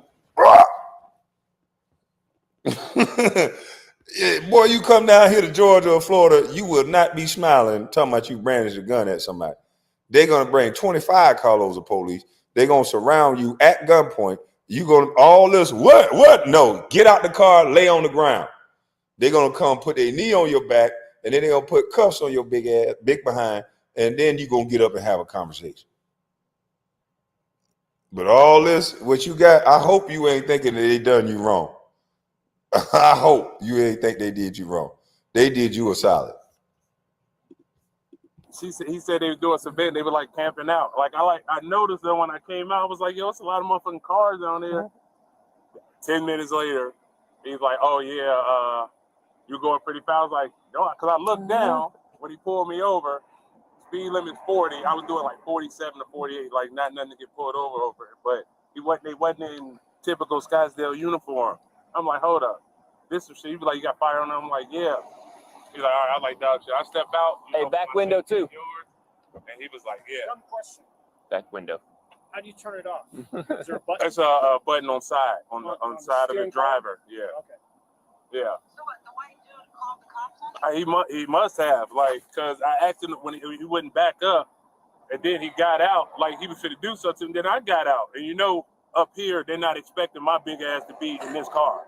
You know what I'm saying? I think when he saw it was me, that's when he started to backpedal. And like I said, I don't know, Okay, there's no problem up until this point. He got out the car wanting the problem. And then you got out the car. And again, people saw you. I don't know who this is. And again, people saw you slinging people off of them, throwing people to the ground. People saw you doing this, my friend. So nobody is going to fight you. You got out the car on an average man, right? Big as you is. They watch you on TV throwing 300-pound men to the ground like they was 150 pounds. Of course that guy backed up. So now no harm, no foul. He backed up, you get in your car, everybody go. He thought that he wanted it. He thought he wanted some smoke. Saw you and said, no. So that's okay. He got back in his car. What made you pull the gun out? That's the thing you shouldn't have did. That's the thing you did wrong. That's the thing you need to take accountability for. You are bigger than a house. Nobody wants to fight you, dude. The average person at Starbucks is not going to fight you. So he made a mistake. Y'all argue. He get out the car. No need to show the weapon. It's over with. You go on about your business. He go on about his business. I ain't finna play with these people. You know, we ain't even had Dash yet. So that's how I know it was a month ago, because Dash wasn't here. And I guess, like I said, he must have called. He somebody was caught on Dash cam. I think that's bullshit, but you know what I'm saying? Well, we'll see. Yeah. Yeah. All right. They finna. So he said we wasn't finna play with these people. We ain't have Dash yet. Well, your thinking should need to be in reverse. The fact that you didn't have Dash yet is the reason why you shouldn't have been out there arguing with no other man to the point to where you needed to pull out a weapon. You ever thought about it like that, big fella? Maybe don't argue to the point where you feel like you need to pull out your weapon because you're in a vehicle where you can pull off. So there's a little bit of ego there. You're in a vehicle where you can pull off. You got a son. Don't let it get to that point. Just pull off. He said the guy wouldn't leave. Okay. So the guy wouldn't leave. You got out the car. He got out the car. You got out the car. I guarantee when he saw your big self, he was getting ready to leave. So yeah, you gotta let it go. You let this little old white guy trick you into doing something that was illegal, and now you got to get arrested for it. So at the end of the day, that person won. What you say? She said, "Why her comments getting deleted?" Lord have mercy. I don't know what they finna do with my phones, but I'll call you once. It'll go with you down to the jail. Okay. All right. That's why I'm not there. Here we go. All right, bye. All right, sir. We're gonna walk down here. Okay. Okay. I guess you better do it. How you doing, sir? Hold both those Oh, I got my pills in here too. in your pocket. Yeah. Okay.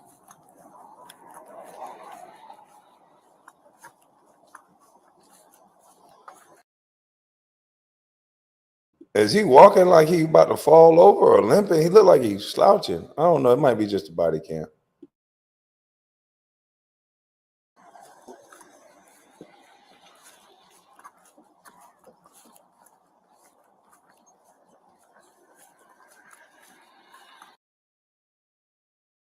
I don't know what this meant.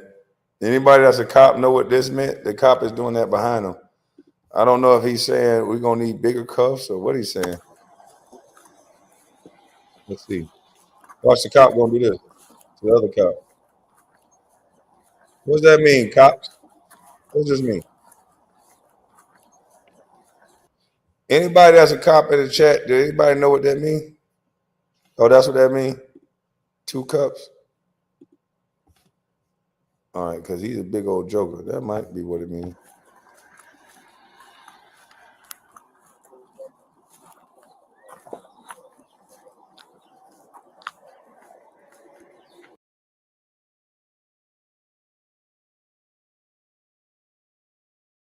Look at the size difference between these two. And this ain't no small cop.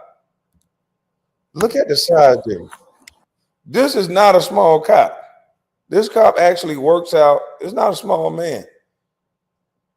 6 foot, maybe 6'1", probably over 200 pounds, easy. Terrell Suggs make him look like a little kid.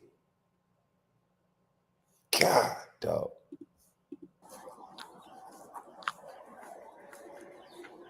It's good right here, man. Let's go ahead. There you go. Cool. Thank You you. want to do 2? Give him a little bit more room. Yeah, They're that'll really work. cool with us. I appreciate that. Sir. We got a short ride down to the station, and That then ain't that short. The short one's right around the corner. That's just Now look, as they locking on 2 bracelets on this man, they doing him a favor now. You a big dude, they can mess up your shoulders, they can do all that trying to get your hands that tight. So they doing you a solid by putting on 2 cuffs so you can sit a little more comfortable. And they tell him we got a short. I ain't that short. Now, if I showed y'all beginning of the thing that he was getting a little testy now, and I might have to go back and show y'all a little bit in the beginning so y'all can see how nice these cops were to this dude, man. They were so patient. While he was asking 30 questions, they answered every last one of his questions. I've seen some cops get irritated with all these questions and just lock you up.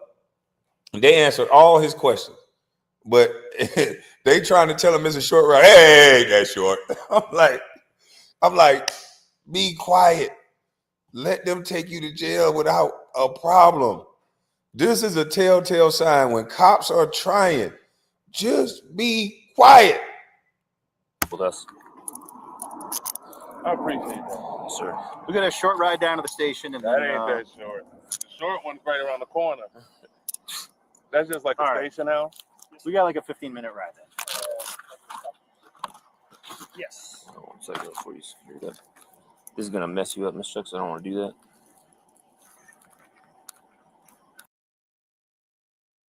And the man checked the cuffs without him even saying ow and said, this is going to mess you up, Mr. Suggs. I don't want to do that.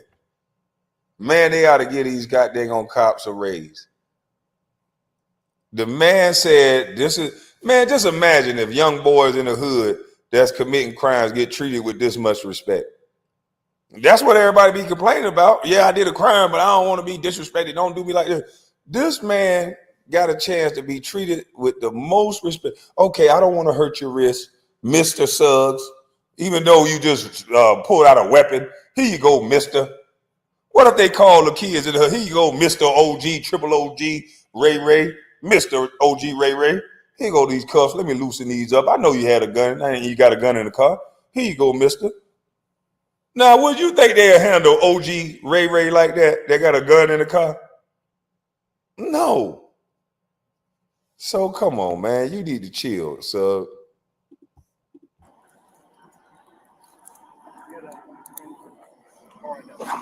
Go ahead and flip this hand around the other way. There we go.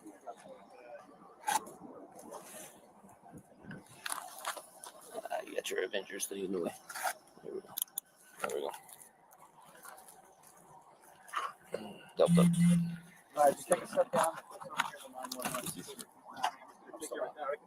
There'll be something in the car, but that's the only thing, and he'll have other stuff on him. Nah, got my prescription too. Any of this stuff you would rather leave in your car, or you want No. to take it all with you? Because when I just want to see how the hell he gonna get in that back seat. Now I do believe they need to start getting bigger police cars because this is not a one size fit all situation. And I think the way they transport people to jail need to change because there's some big people and you got their hands behind their back. They can't fit in these small cars that they make it. Now look at this massive dude trying to get in this little old car. They're trying to hide it because I'm pretty sure him getting in that car is I don't know how he gonna do this. Now he's not as tall as me. He's wide, but me with my height, I'm basically in the car laying down to the side, trying to hope they don't hit it too many bumps. But they can't put you in the seatbelt. I'll get it for you. It's unlocked. And I think it's something to that. Just imagine riding in the back seat of a patrol car, basically laying down, cuffed, you bouncing, and just say they get in an accident or something. They'll eject you out the window, easy. Them seats have no cushion. Yeah, man, it's crazy how they don't transport their dogs this horrible. The dogs got more room in the back to move. When you go to jail, they got a little small cubby hole for you to fit through while your hands are behind your back. I don't get it. I guess crime's only for short people because fuck that. That scared me. I don't want no smoke. Now, let me show y'all the initial stop and what these people had to deal with and how nice these people were.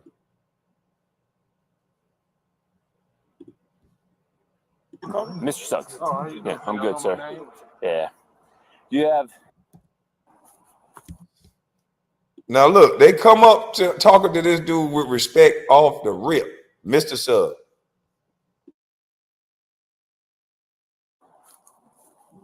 Hello, Mr. Suggs. How are you? Hello. What'd you say? What'd you call me? Mr. Suggs. Oh, how you doing? Yeah, I'm Y'all good, know sir.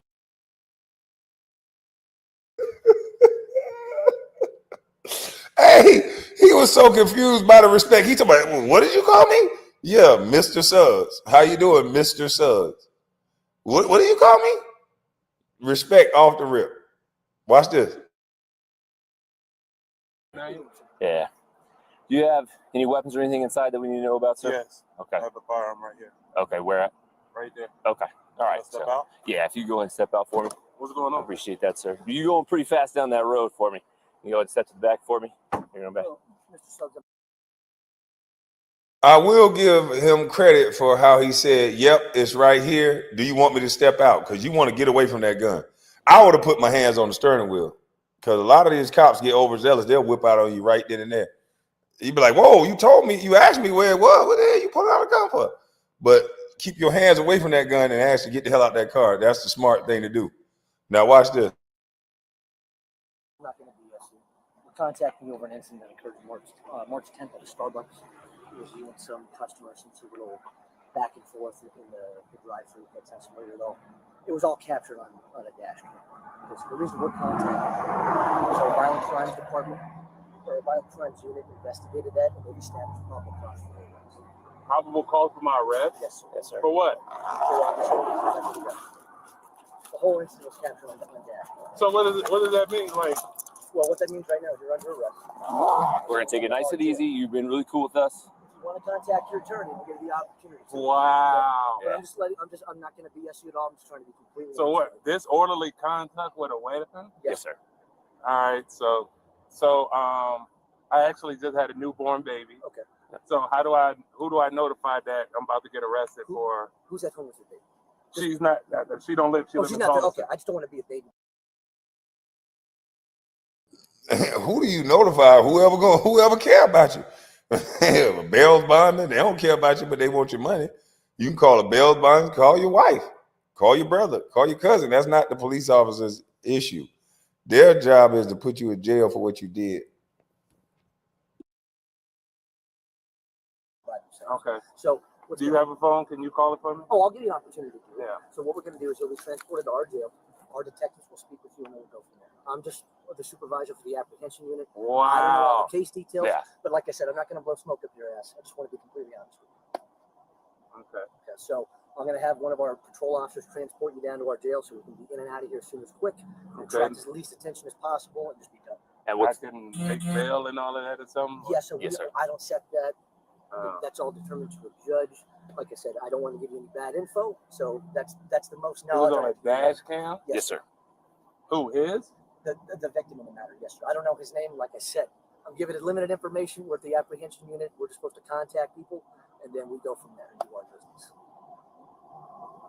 Okay, so as long as you hang out and include us, which I truly appreciate. Like I said, I'm not trying to blow smoke or nothing, just trying to be honest. So what, y'all like camped out and like waited for me? We're or on something? surveillance. Yeah, that's standard for us. So, okay, thank you, sir. I just gotta make a call. Mr. Suggs, we're going to have you move over here so you're not out in public and everything like that. If you want to sit down. Okay, that's cool. It's just here in a second, though, when the cop gets here. Still on. Yeah, we understand that. We're going to turn the car off, all stuff. Now look how this cop de-escalated this situation. He wanted him to sit down, but he said if you wanted to sit down. When he said no, the cop didn't say, no, I want you to sit down.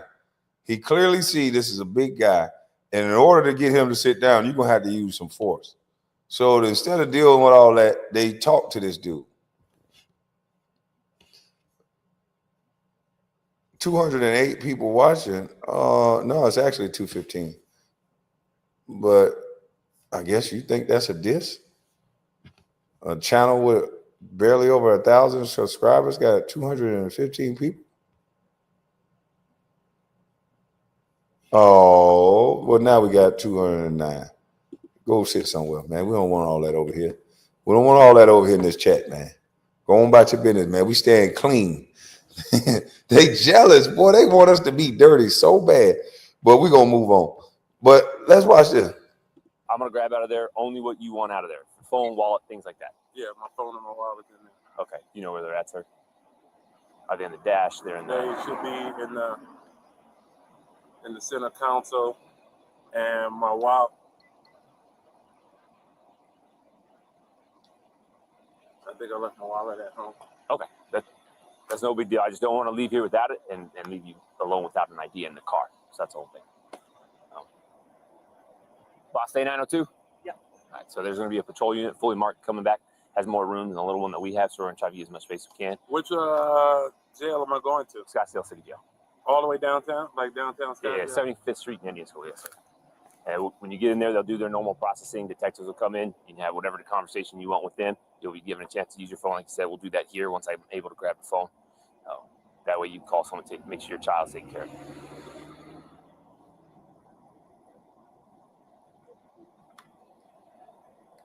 There's a lot of vehicles for me. Yeah. Well, there's a weapon involved, supposedly. So like you said, we got told there's weapons involved. I mean, on dash cam, so with weapons involved, we bring everybody.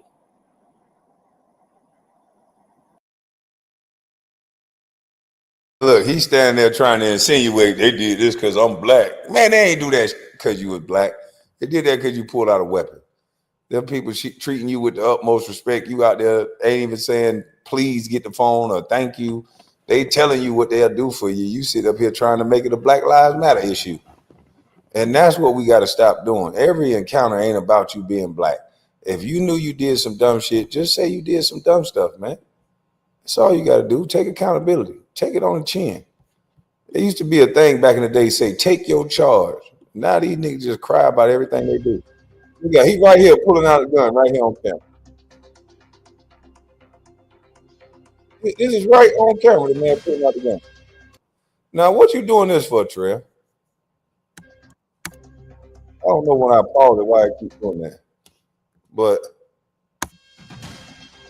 boom, gun. You driving away and you just gotta pull out a gun. You know what I mean? This that kid stuff right here. This is clearly a big guy, but Shorty wanna be a thug. This is a grown man who about to have a baby. What is the point of this? We know you as an NFL football star. You got a gun hanging out the window. What you think finna happen, big guy? Come on, dog. What do you think is gonna happen? This don't make no sense. Yeah, he in a drive-through at a Starbucks. I don't know what I did. They say, I ain't even pull it out on them. Shit, you pull it out on everybody. We don't know who this gun for. You know why? Because there's an old saying, a bullet don't have no face and a bullet don't have no name on it. This is why you don't do stupid stuff like this.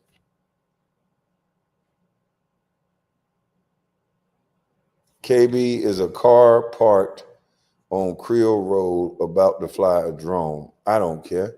But let me tell you what's about to happen to you, though. Yeah, that's what's about to happen to you. These people are weird. At first, they don't want to be bothered. Then I just got to stop what I'm doing. But then they come over here harassing me. This don't even make no sense. We over here talking about Terrell Suggs. They over here harassing me. Now let's go again. This is the fella that didn't do nothing wrong.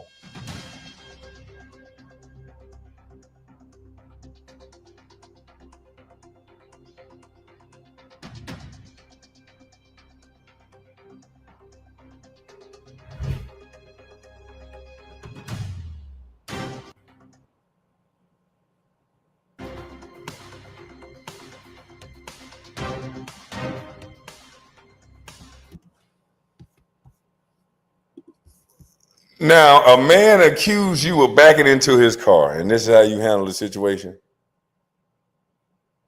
If he had a dash cam, why do you ain't say, let me see the dash cam?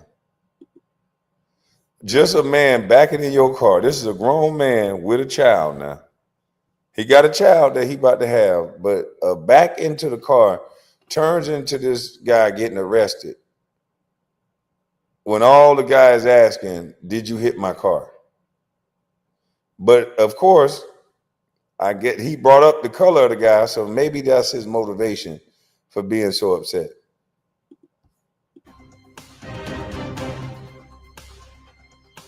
Look, he backing up.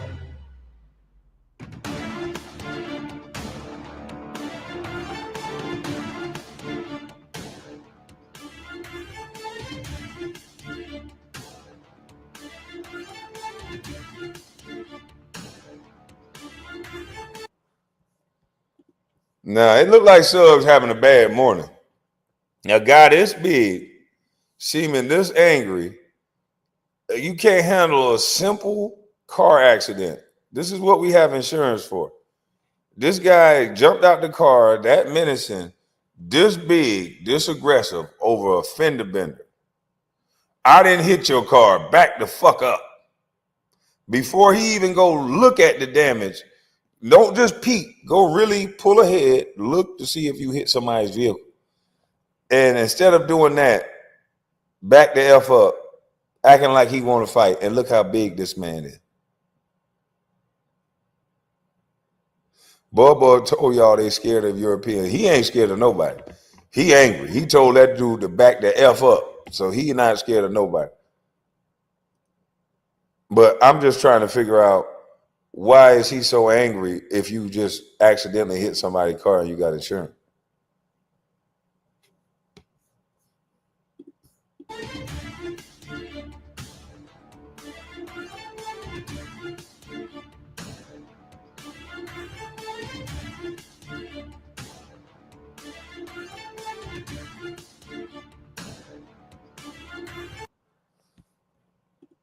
Okay, so what the heck is he stopping for?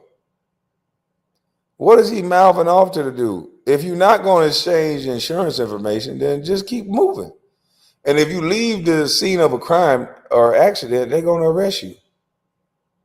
So it'd be funny how we'll see the main story and we'll, as a black community, we'll nut up and go crazy. Oh, that person is black. But then when you see the actual video, this dude is just acting out of control. This ain't how you supposed to act. Now, I done acted out of control, and they done took my black behind the jail. And I ain't over here trying to get no Black Lives Matter trinket for that. When you act stupid, you win stupid prizes, and that's going to jail. Sometimes you get targeted. Sometimes people actually do things to you, and you don't deserve to go to jail. So clearly, you shouldn't help them lock you up. And I think this brother is helping them lock him up. Every situation ain't on no BS. They're not just trying to arrest you because you black in every situation. Some situations, it may not work in your favor. You could be 100% right. But this situation, his whole demeanor, his whole posture, look how he looking. This is just a fender bender. You got a kid coming.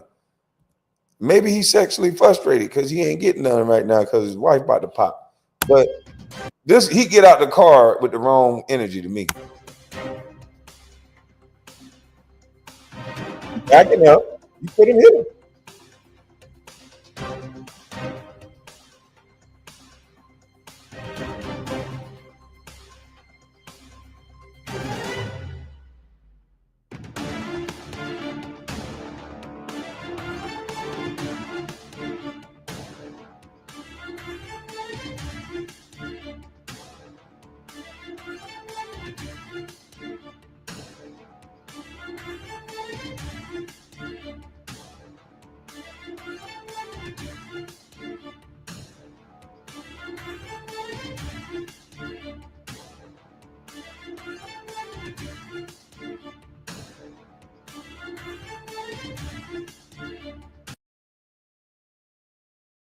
Yeah, so it said he flipped the man off, hurl out curse words, and this big old joker, ain't nobody finna fight you. If this joker is this out of control at this size, boy, he got a world of trouble coming. He got a world of trouble coming. You are too aggressive, big fella.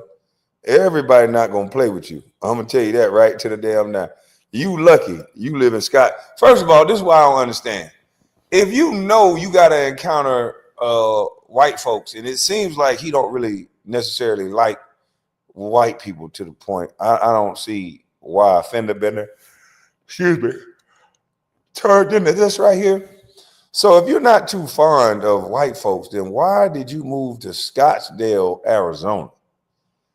I'm just confused on that. Why move to Scottsdale, Arizona? Why not move to Memphis? Why not move to Atlanta? Why not move somewhere where you will have a lot of us if that's what you just want to encounter? Because us would have got your mind right. If they would have thought you backed into their car and this is the way you approach the situation, you would have been in a whole lot of trouble down here in Georgia. Even with black folk getting out that aggressive, big as you are. And you lucky you live in Scottsdale or you met the wrong white guy. Because in Scottsdale, I think they can carry in Scottsdale too. But as big as you are, oh, excuse me, I wouldn't suggest that you run up on people half your size like that and be that aggressive. Because if you were down here in Florida or Georgia and you scared one of these white dudes that's trying to tell you that you just hit their car and you flicking them off, getting that aggressive, with your size, all you got to do is scare somebody. And down here in Georgia and Florida, the moment you pull out that gun, you could have put somebody in fear of their life. We don't know what you're doing with that gun. You could have turned the corner and went dumping at the person. So when you pull out a gun, ain't no takebacks. So you could have pulled out that gun on the wrong person that love their life. And the moment they see gun, they act like the police. Gun! And they go to shoot. And they would have been justified. You could have lost your life this day in this line, Mr. Suggs. You may not know it, but this man would have been in every part of his rights to blast you because you pulled out deadly force with a guy that's just behind you in the line. This don't even make no sense.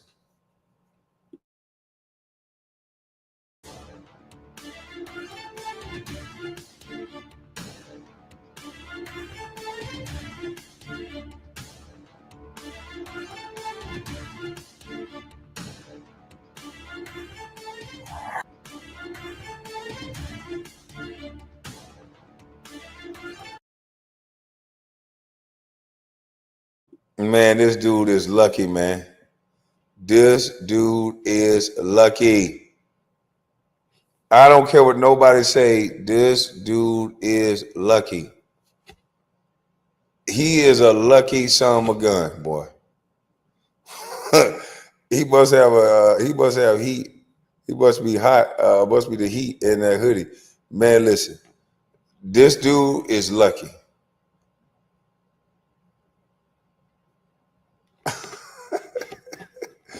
This dude, oh man. Excuse me. Terrell Suggs, you gonna mess around with that anger and be a free kill for somebody. You gotta calm down, my friend.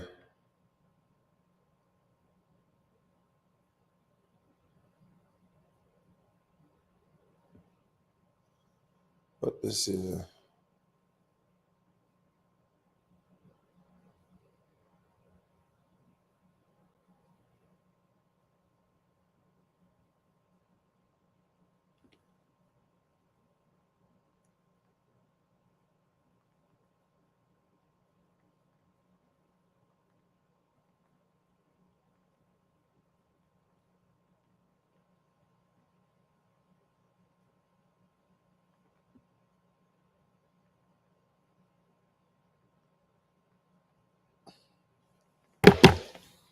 Uh, 27 damn relax.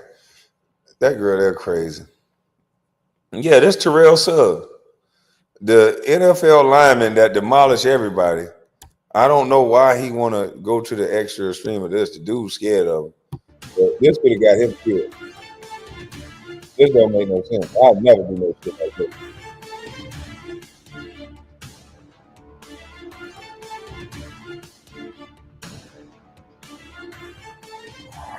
As our violent crimes department or a violent crimes unit investigated that, and they've established probable cause for your arrest.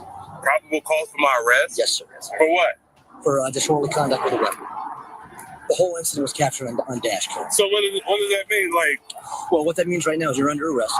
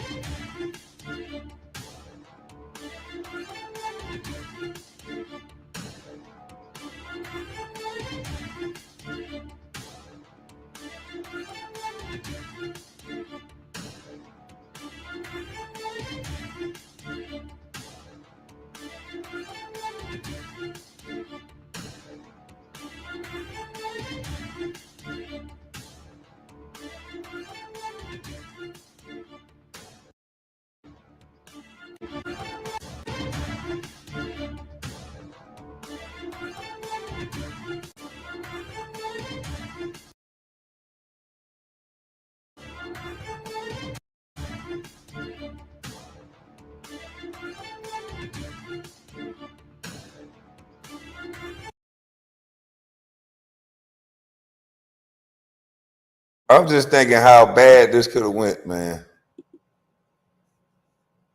I was just thinking how bad this could have went. How bad this could have went if the dude would have just started shooting. This could have went real bad, man. This could have went. My man need a hobby. Yeah, he need to find something to do after football. He's not getting that aggression to release. He's not releasing that aggression like he should, because that was a lot for somebody who is just in a Starbucks line and this situation happened. It ain't that serious. Ain't nothing about this situation was that serious for it to happen. The man said, you bumped in my car. You either did or you didn't. You call the police, wait on it, file the insurance claim and move on or whatever. I get so sick of seeing grown-ups handle business like that and then blame it on because they black. When I was young and dumb, I did the same stuff though. I ain't gonna front. Young and dumb Kwame did the same stuff. It was everybody else. It's because I'm black. It's because you don't like black people, and it's because you just acting like a jackbutt. Now, I'm not saying in certain situations that that's not true. Certain situations, it is. The cops are moving in the wrong way, and this situation ain't that. We are now trying to paint every situation in that light, and we can't do that because obviously everybody not gonna behave like no Terrell Suggs in this situation. I'm not gonna behave like that, especially not at my robust age. Again, when I was young and dumb, I may have done some things like this, make it all about my feelings and what I think happened. But it ain't about your feelings. It ain't about what you think happened. It's about what you did. And what you did was pull out a weapon and brandish it like you some type of thug. And thugs go to jail, B. So here go these cuffs. Here go these cuffs. So, and I want to talk about another story real quick.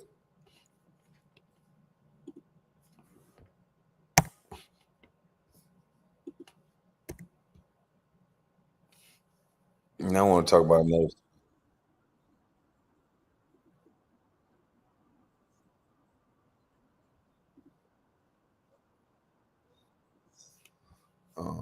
Let me stop the screen sharing. I got to go get this number to that restaurant out of my truck. Emasculation ritual.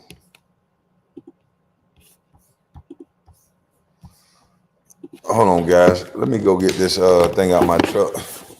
I'll take y'all outside with me. Get your drone ready, man. Come fly your drone, man.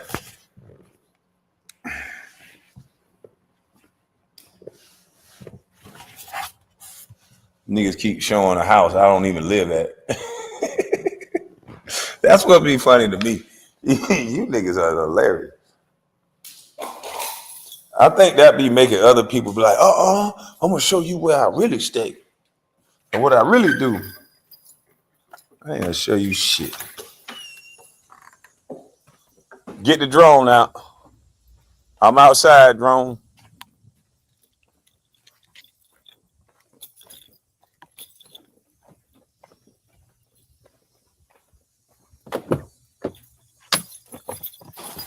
Nah, I can't call them that, man. They flagged me for saying that, man. They flagged me for everything. I can't call nobody that.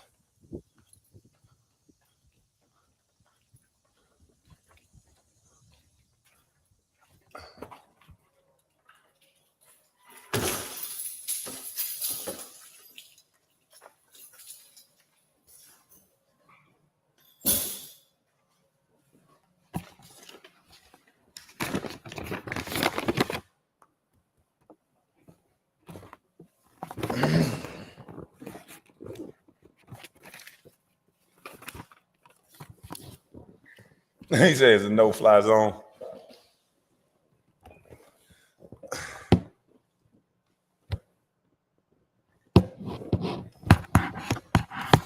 Man, these niggas be acting like they pressure over the internet. These niggas be acting like they really pressure. That's what be ticking me off sometimes, is that they be acting like they really pressure. You might be pressure in LA. You might be pressure wherever you from, but you ain't pressure when you step outside of that comfort zone. Trust me. It ain't that many people bad in the bone wherever they go at. And if you think you so bad, you know, they be talking like they pressure, and then they see me home.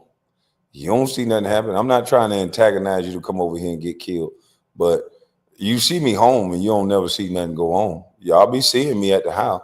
It's been 2 hours. It ain't a place in Atlanta you can't get to in 2 hours. Not one place in Atlanta you can't get to in 2 hours. Not one. And I've been on here for 2 hours, but they say they're going to send a drone. But they say if I go to LA, they're going to slap me. But in Georgia, you never see them talking about doing nothing. But hey, it is what it is. We're not trying to antagonize you to do nothing stupid. I got to call this place right here. Y'all make sure y'all call this place, man. They ain't sure finna make me an order. But let's go, y'all. Let's look at the emasculation of these men through these rituals in hip hop that I've been telling y'all about. Like it's some going on in the industry. Like it's deeper than what is. Well, the black boy done got weak. The black boy done got weak.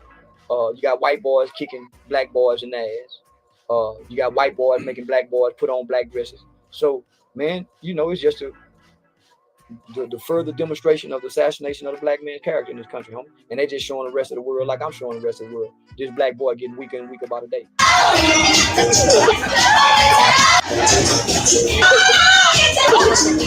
Are you submitting to the theory that Hollywood does try to make prominent black men put this, like, how do we feel about that? I believe because he brought it up a lot and there was a narrative, there was an undertone all sprinkled. Yeah. What do you think of the films putting black guys in dresses? Have you seen that? Some comedian mentioned it. I noticed it was like everywhere. You think they're trying to feminize the black men now? I think there's an effort to feminize all men. I agree, all men. The black men are probably the least feminized. So it seems like attack on them now. Absolutely. I mean, the hip hop music is a hyper masculine. It's a martial music. Much of it is about killing. Yeah, it's the greatest military music on earth. And they've made a great effort to hijack our culture and put in front like black lesbians at the head of it. Even Black Lives Matter is run by black lesbians. Yeah. Listen, I used to talk about gay Hollywood, and so many people would say to me, "Corey, think everybody gay." Listen to what I'm trying to tell y'all, man. I can't do nothing about the lifestyle of men who choose that. But I do want to give you a little information. All you guys who thinking of coming out of here thinking you gonna make it, your whole must be sacrificed.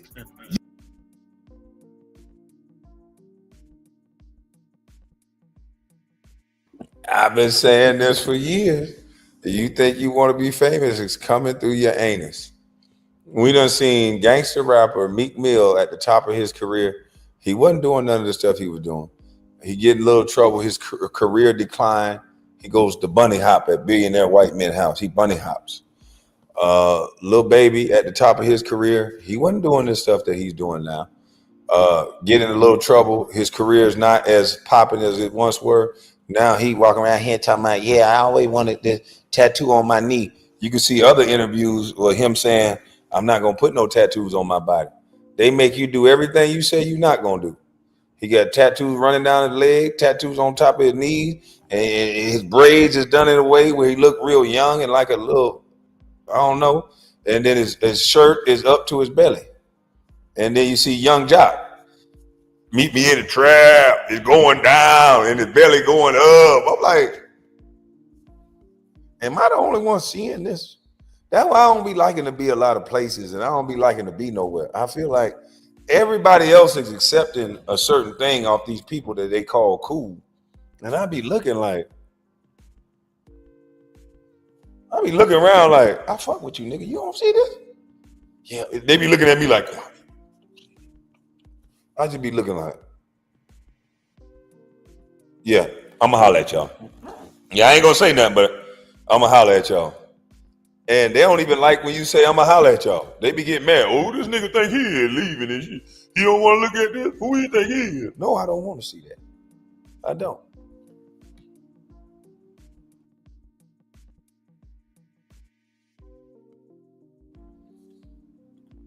Yo, KB, you know the owl you got as an avatar is an LGBT symbol. So if you're going to talk about sacrificing booty, you might want to change your avatar.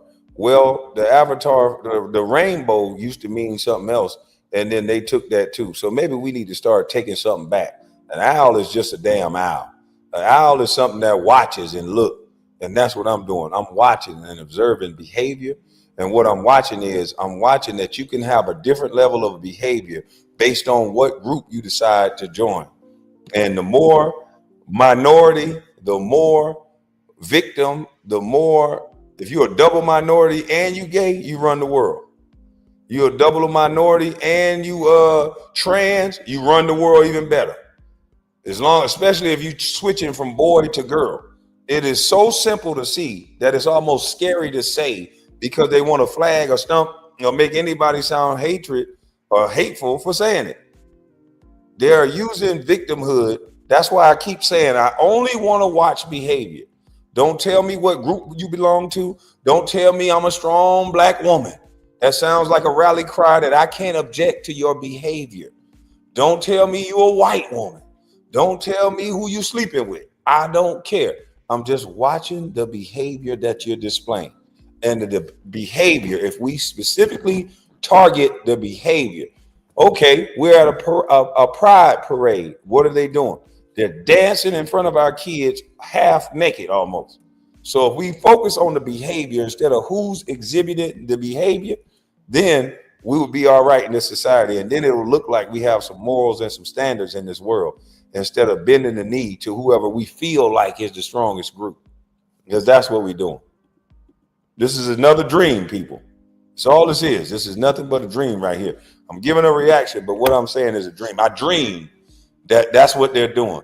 People are seeking groups in order to be the biggest victim, and they're seeking strength through these victim groups. That's what they're doing. So it's a crazy dream, but it's a lot of dreams that come to me that might be true. You're not gonna get it. You're not gonna get it, homie. If you ain't coming out of here to ride cowboy style at these parties. Little black tee, white ass skirt, little tights, black hat threes. I would go high cast polo, high cast lace skirt on the bottom, black hat threes. Little black tee, white ass skirt, little tights, black hat.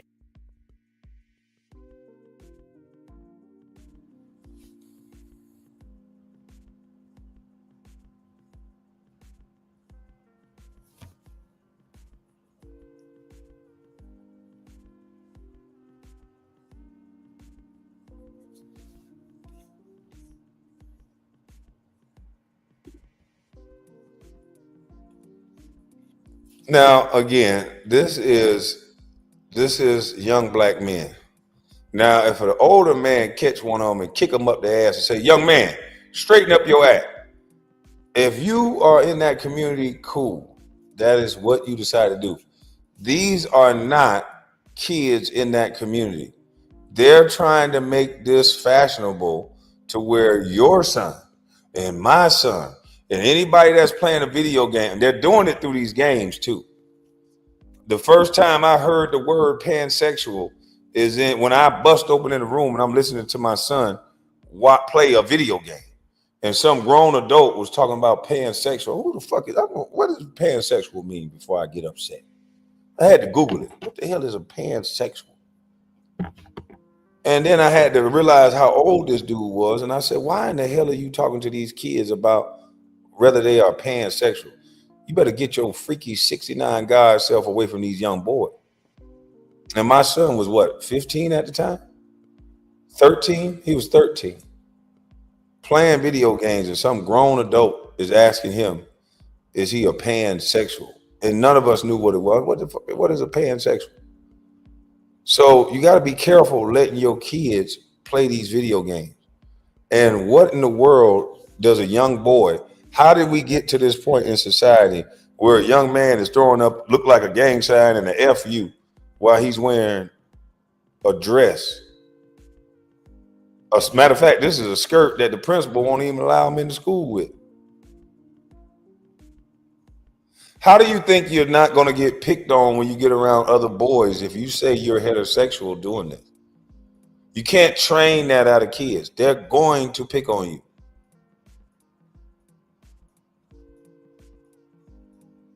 I don't get it. But if you call this out, somehow you hate people because you want a boy to be a boy, especially a heterosexual boy.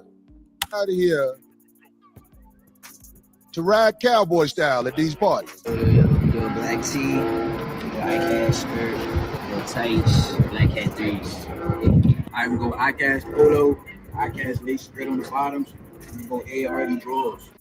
Said, wait a minute. Wait a minute. Wait, first of all, you're not gonna speed past that like you didn't just say what you just said. That's all they're doing. The black boy getting weaker by the day. We get to do whatever we want to do. And look what he'll do. He'll do anything for anything. He don't just do anything for money. He do anything for likes. He do anything for attention. He do anything for respect. He do anything for a pair of Michael Jordan tennis shoes. The black boy done got so where he just do anything for anything. He ain't got no dignity, no integrity. Nothing about himself no more. And when you seen Nike shoes, the 666. Who is his mom and daddy? That's what we need to be finding out. Man, who is mom and daddy or what town he from?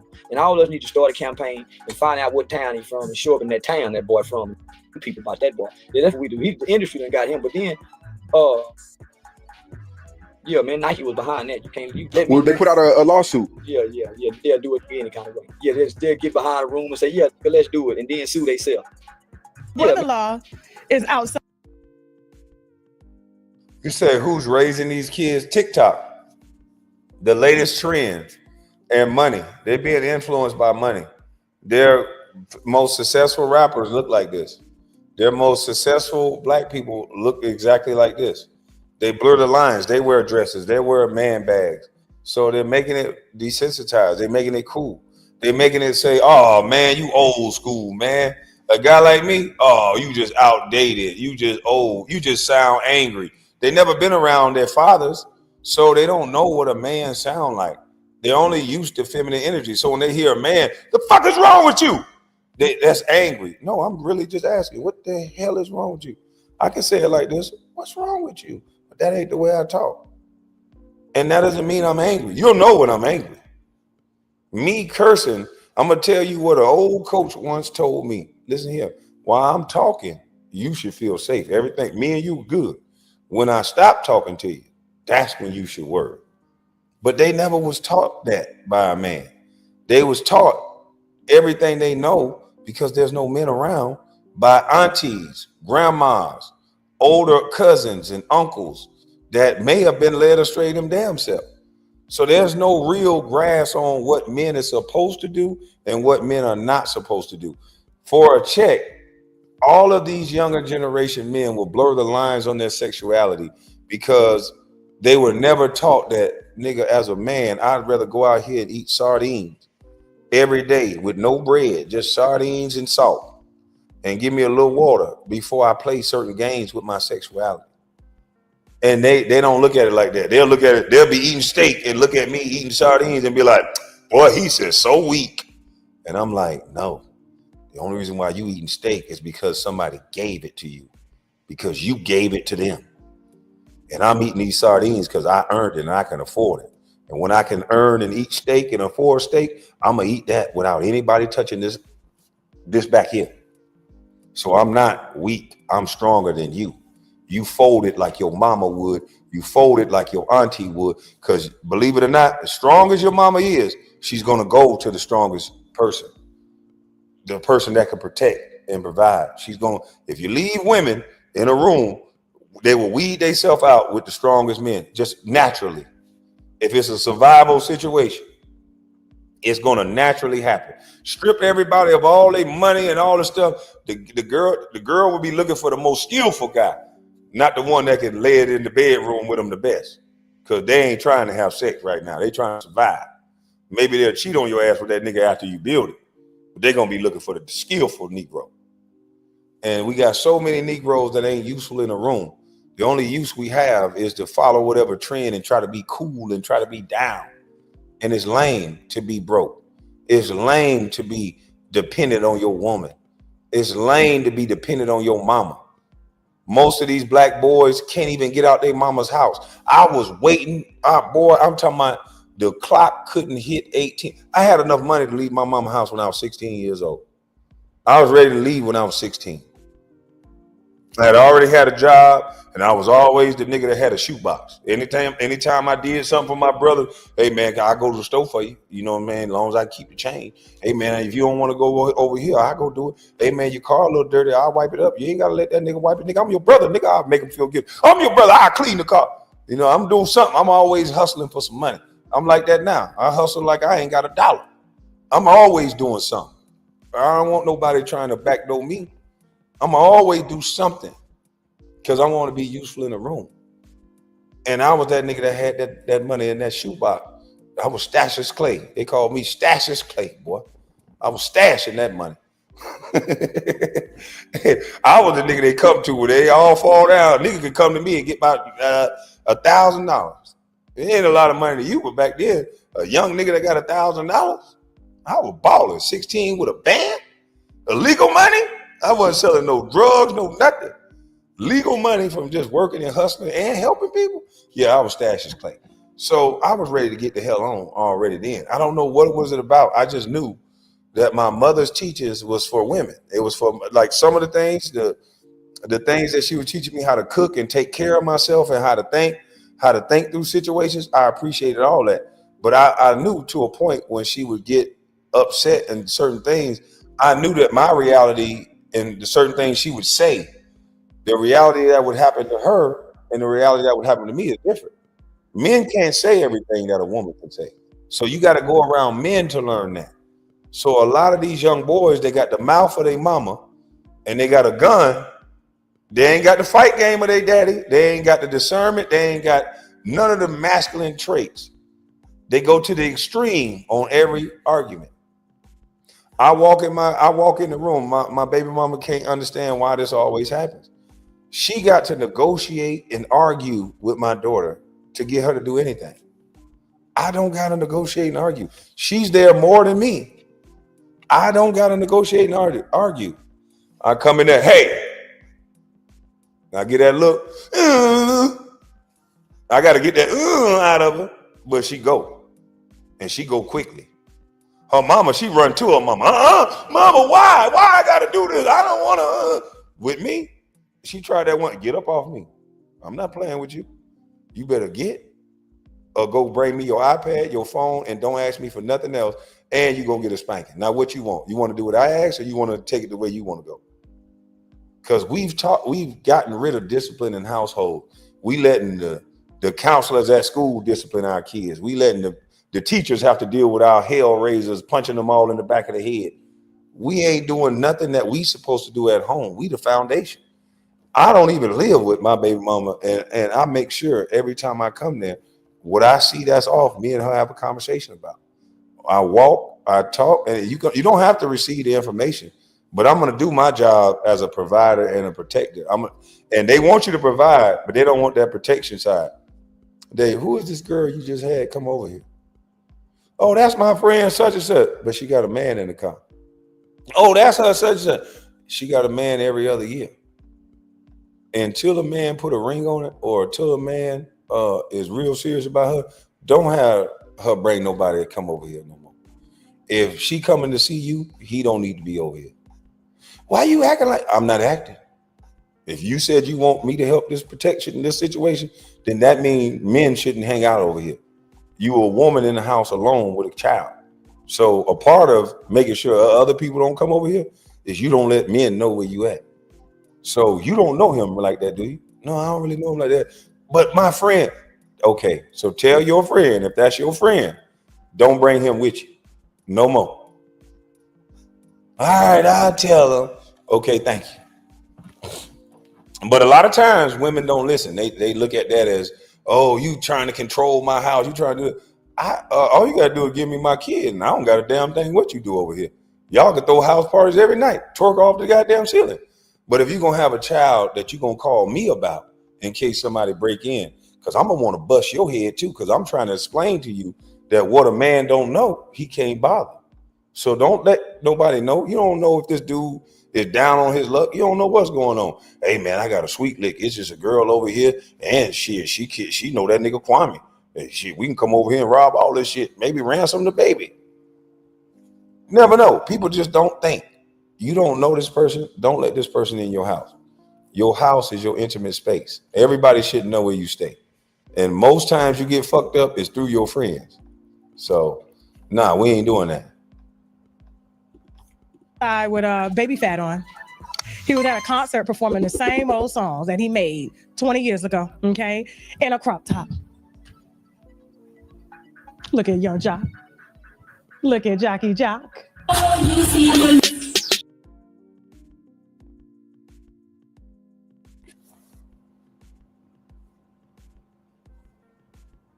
Made by middle.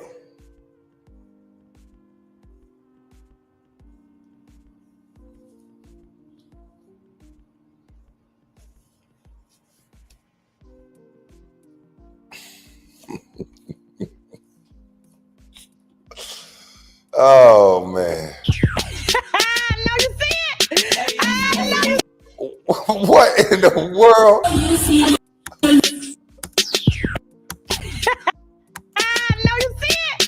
Look at his belly. No, man.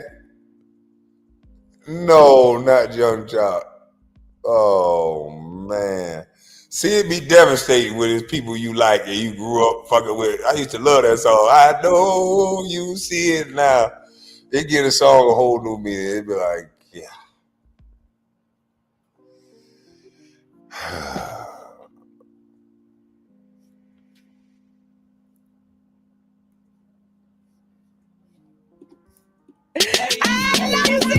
Yeah, he had a dress on years back.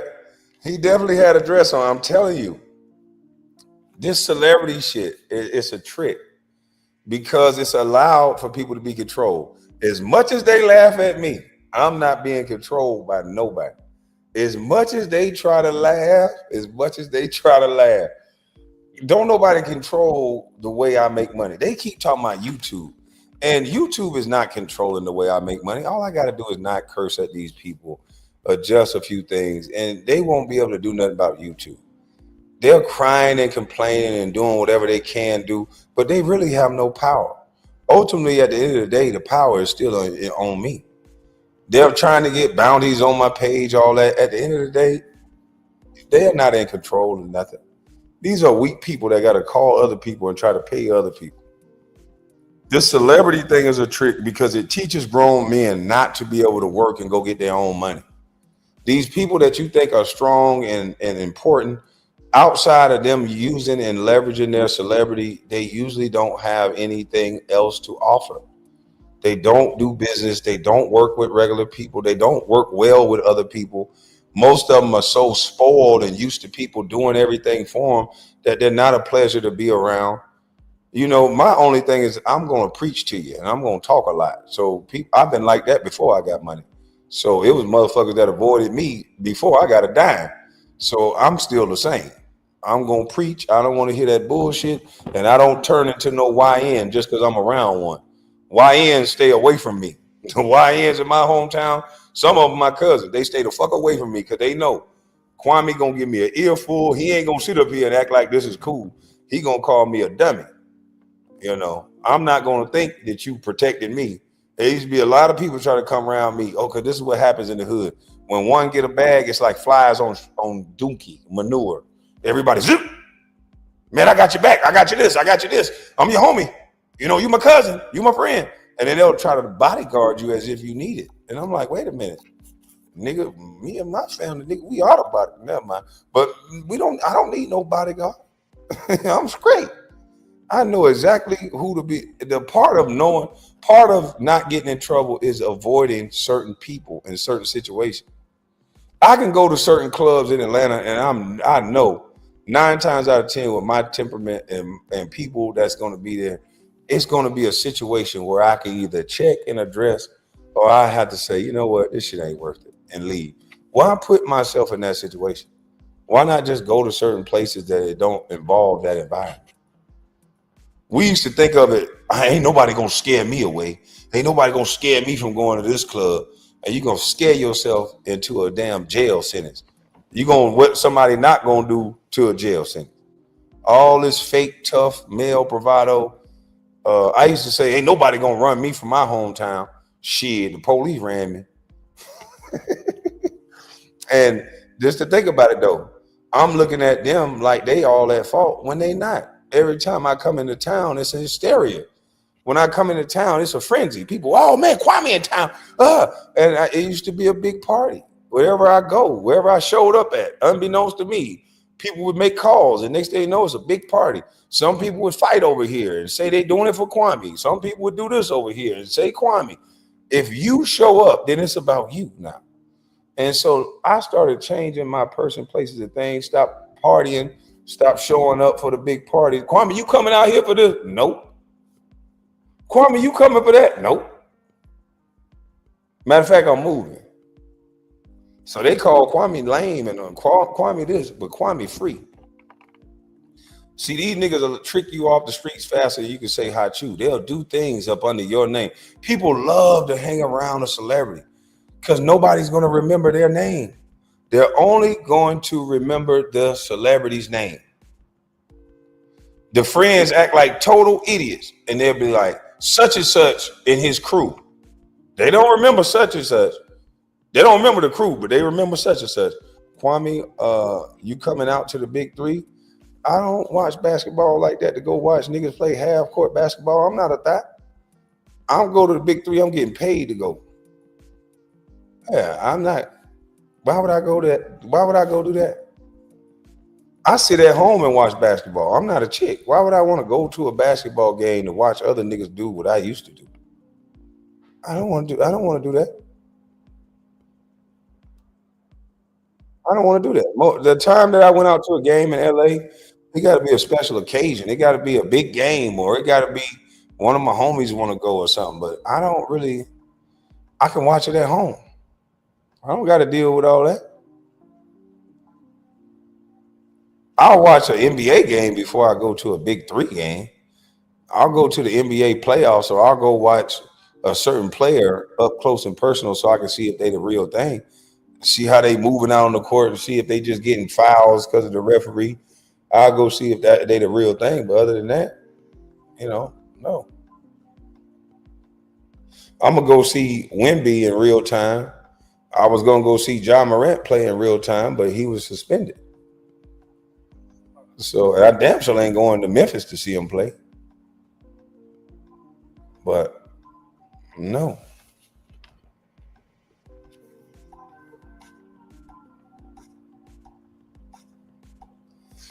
Oh man, this nigga keep coming back here talking about some damn Creole roll. Let me block him fully now.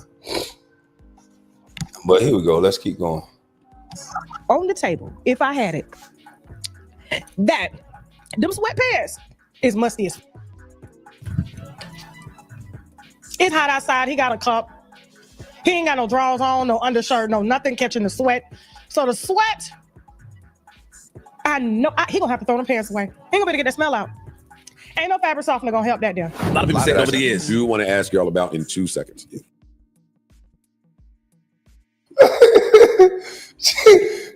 gonna have to throw the pants away.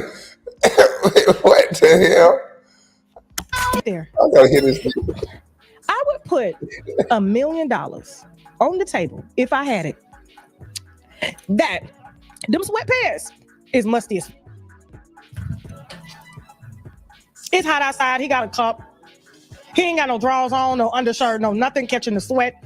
So the sweat, I know he gonna have to throw them pants away. He ain't gonna be able to get that smell out.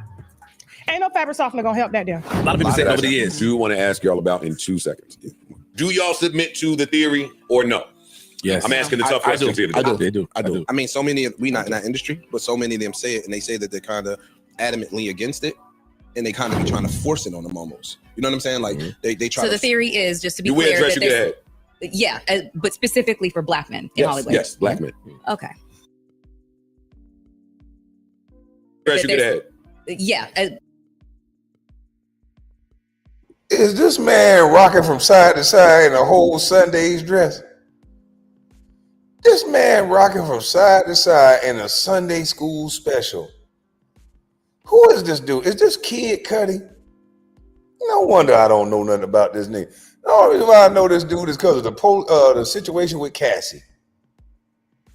They try to force the who run up and down. What kind of music does Kid Cudi sing? I want to know if I ever played his music. Is anybody just riding it through the hood listening to Kid Cudi?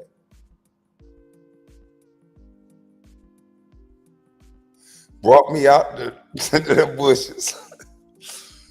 Yo.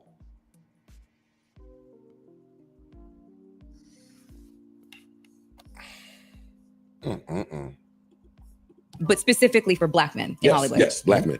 Okay. Yeah. So they told me I could just put on the suit the men wear out there. I forgot the name of that. Yeah. I was like, okay, I'll put on the pants.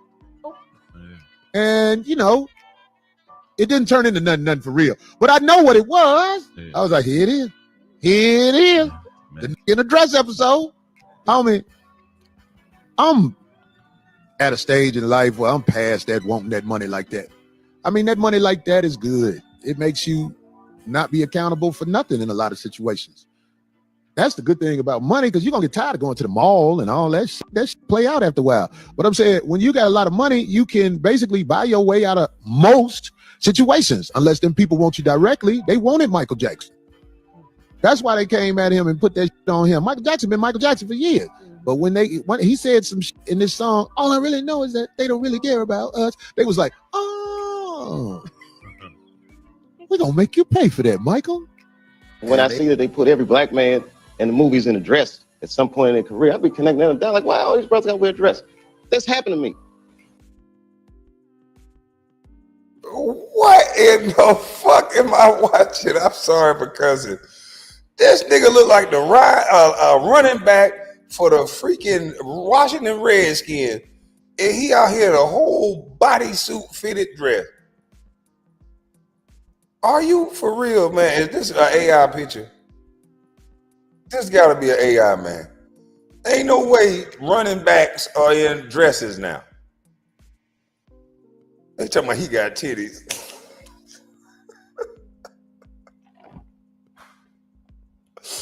Man, Dilbert is somewhere getting the lotion. That nigga somewhere spinning in his swivel chair, getting the lotion right now, Dilbert. Oh man, this is sad. Now, if you are a part of that community, we don't want to offend nobody. If you are a part of that community, more power to you. A lot of these brothers are claiming to be heterosexual, but they'll do this for a check. This is crazy to me. You got to have some morals and standards to where men got to be able to say no. That's the essence of being a man. You got to be able to say no and stand on it. Like, this is crazy. This is not offensive to anybody else. But men are supposed to be able to say no. They come in, the writer comes in. I think he's the writer. He's like, Dave, listen, we got this hilarious scene where Martin's sneaking out of jail. So he disguises you as a prostitute. And he put this dress on. No, I'm not doing it. I don't feel comfortable with it. What? You don't feel comfortable with it? I mean, it's a hilarious bit. All the greats have done it. Oh, well, if all the greats have done it, it's kind of hacky, right? You know, we're going like this. You don't make up for your sins in the church. You do it in the streets. You do it at home. And modern women alike. The only thing we can do is guarantee to tell you the truth, the whole truth, and nothing but the truth as we see it. In holy red dresses in the summertime, Batman, mini skirts deluxe, on some hairy legs, male version. It seems like the mission for male emasculation is 100% almost complete. Mission accomplished. This is the end, my friend. My only friend, the end. So there's nothing else left to do but get on into it. Are you ready? Let's go. Apparently, we will only change on the precipice of this and fast with some damn common sense, bring back shame, or whatever it takes. These youngsters wearing miniskirts, but they'll still pull out Draco and melt your grease, put it straight to your melon, and squeeze that trigger. Hey, they sure will. Don't pick on these Negroes wearing dress too much, because they will pull a scrap out of that dress. And I ain't talking about the scrap you think. They will pull a scrap out them dresses. And they got mad at me because I said Lil Nas X was sliding down to the devils, you know what? And here it is right here. This Lil Nas X sliding down to the devil on a pole, a stripper pole. And this man is revered by all children. They were sending this guy to classrooms in the schools. I don't know why they were sending him to elementary, middle schools, and high schools, sending this guy around like the kids should aspire to be this guy. When, if that's the case, the parents should decide that. The parents should determine if they want this young man in their classroom or not. Because what is he benefiting these children other than pushing an agenda? He's not benefiting their education. They don't even have to know about his lifestyle and who he's sleeping with. But, of course, he's way important to, what the hell is that? Man, this is gonna be I bet he get all the girls because they can share outfits. And this the sad thing about it. It's not like women don't sleep with these guys.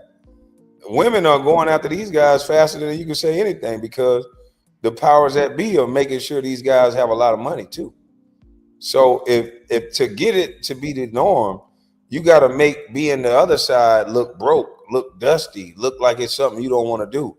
Make this lifestyle look rich. That's why he's draped in gold.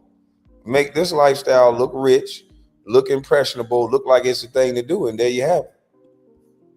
And you're thinking, oh my goodness, it's time for us to get some damn common sense, bring back shame, or whatever it takes. These youngsters wearing miniskirts, but they'll still pull out Draco and melt your grease, put it straight to your melon, and squeeze that trigger. Just imagine that. No home training, no upbringing. Yeah, man, they play all kind of game with us, man. Yeah, we don't know. They just know, homie, they can get us to do anything, just like they could on the buck breaking forums. This is video from the 9th and Market location in San Francisco at about 3:30 Saturday, where an employee says a group came in, ransacked the store, kicking, even prying open the plexiglass to get to merchandise, mostly body care and makeup. They then exit at least one of them on scooter. About an hour earlier, the Walgreens at First and Mission was also hit. You see, you polite savages, we need to drop scooter. About get to merchandise, mostly body care and makeup. They hit the store, kicking, even prying open the plexiglass to get to. These are men and young boys doing this? God dang. He low-key dressed like Nacho back in the early 2000s. God, dog. And these brothers got a channel together. Man, these are young boys breaking into cosmetics and makeup and all this stuff.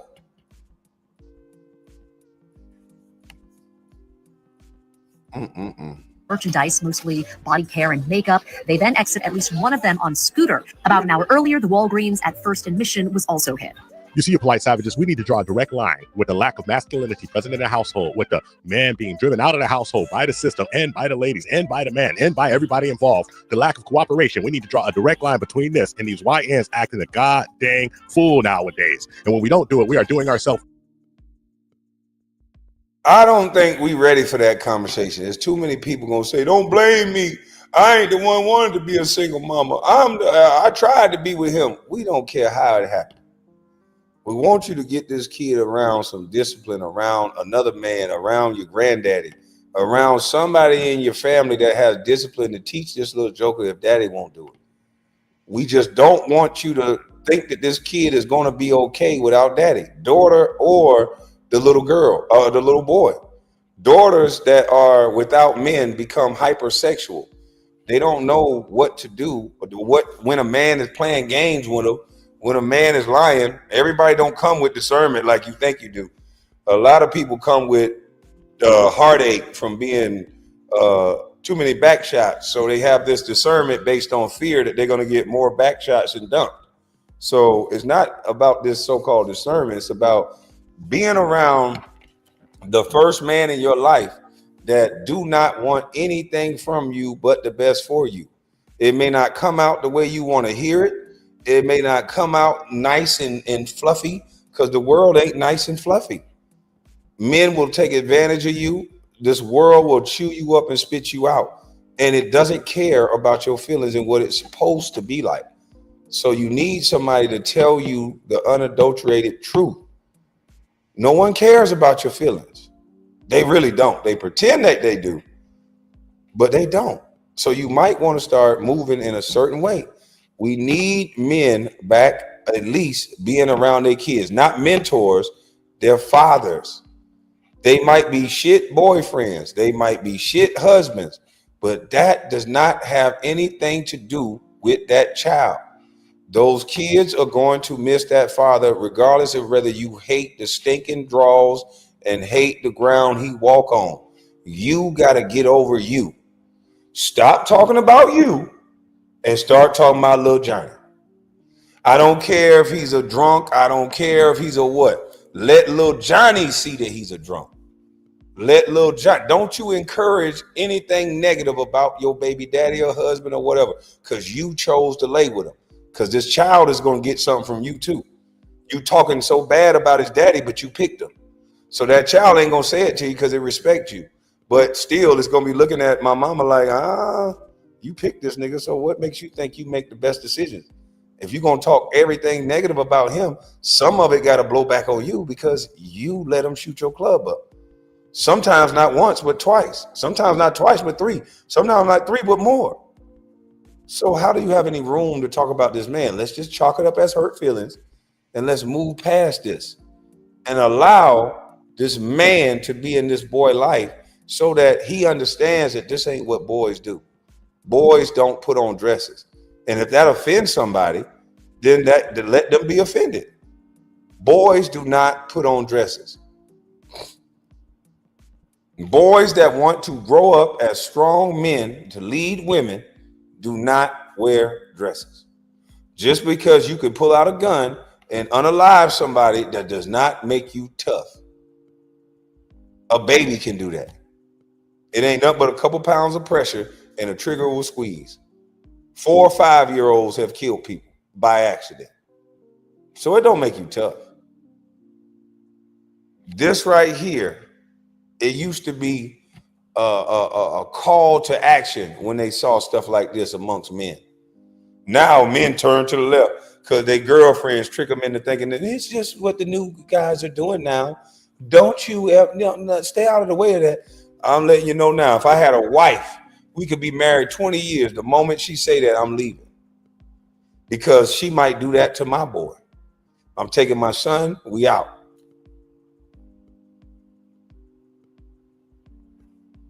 We out.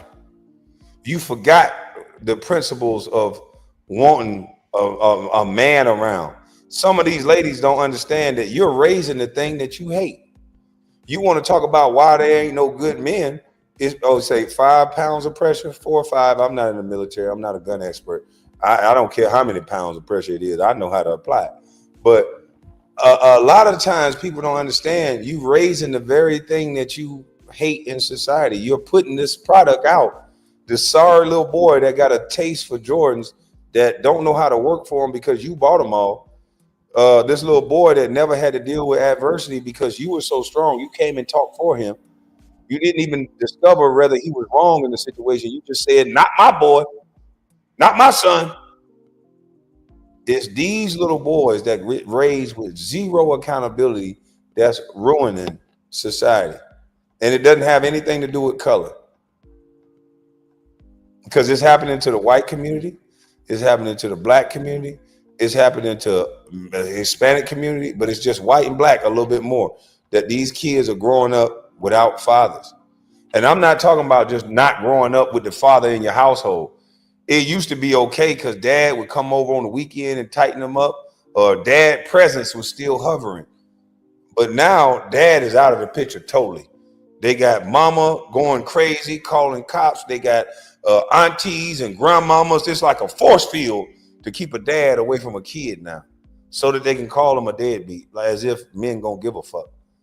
I wouldn't give a damn if you called me 30,000 deadbeats. You know why? Because I'm smart. I got the court transcripts in my phone. If a man filed for joint custody, how can you call him a deadbeat? And those are just words. People don't come and try to extract money from deadbeats. Deadbeats don't have money to give. So you men out there that's living up under the thumb of a woman because you're worried about what somebody call you, nigga, you better wake up and realize what and who you are. I don't care what you call me. I would never be up under the thumb of no woman. You want to play them court games? Good. Do it yourself. You want to put white folks in our business? Good. Do it yourself. I didn't sign up to be having white people in my business and you taking me to a court system when we was having sex. I didn't sign up for that. So I gracefully bow out. But my number the same though. Call me. But you men that set yourself up for this stupidity and have to live up under the thumb of society and telling you what to do as a man, you can make your own way by just saying enough is enough. I'm not playing your game no more. I don't care what you call me. After the shouting and the words that's being called, then what? That's usually nothing. It's just words. Who gives a damn about words? Not going back and forth to court with you. I went to court and I seen truck drivers breaking down, crying in the courtroom. And I'm looking around because you know, when you go through these cases, you got to sit in the back of the courtroom. It ain't no celebrity courtroom. You in there with everybody else. I'm right there in Atlanta with everybody else. I'm sitting in the back. I'm seeing these men crying and be made broken over a child that they love, they chasing. And this woman just smiling because he has an attachment to this baby. So this woman is smiling to this knife she's turning in his back, hurting him through this baby. And so as I'm sitting there looking at this shit, I'm getting mad. I'm like, wow. And it's all the good brothers, the brothers that got jobs, the brothers that's trying. It's all of them that's in the courthouse. Because Pookie and Ray Ray, they in jail already, or they on the street corner. They ain't got no money for you to get. And they might pull that pistol on them. So they're not taking them to jail. As I'm sitting in the back and I'm watching man after man get his life ruined. Hey, officer, judge, I took off work today. I'm a truck driver. Why are you not letting her come to? Nope, we got to change the court date. Your Honor, please, I can't take off work no more. I'm at risk from getting fired from my job. I only got a couple more hours and then I'll have my own CDL. I don't have to work for Roadmaster no more. I got to handle this now. I'm paying her already. Why does she keep motioning me back to court? And she's only doing it because she knows it's going to ruin this man. And then he won't have the money to pay her. Then he'll go in the rears. Then he might go to jail. See, they're creating bad fathers now. There are no bad fathers. They're creating bad fathers. You know why? Because a broke woman don't have to go to jail because she don't have income. They'll give her the money. So why is it that a parent that don't have money, just because he has a penis, you want to say he's a horrible person? No, why not bring programs together that help this man work? And why is it that when the fathers who are really trying and who are really working, I gotta watch these men cry and walk out of a courtroom?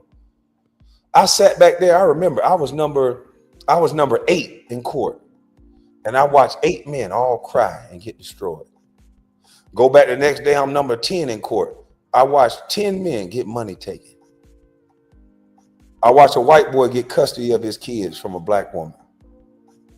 It wasn't even no questions asked. It was a white boy, and it was a mixed kid that was a male child, and it was a white man trying to get custody. And this man, the only thing he did was show documents that he was secure and that he was ready to have a baby in his house, and that the woman wasn't stable, and they gave the baby to the man. When us as black men, we go into the courtroom and a woman can have no money in their pocket and they cannot be stable, and guess what the court tell us? It's your job to make sure they're stable. Why is it that I watched a white man get a kid because of his stability, and I watch every black man, it's not even an option on the table for them to get their kid? As soon as they get a woman pregnant, you can have a house, car, job, a woman can be living with their mama, and automatically 100% of the time it goes to the woman.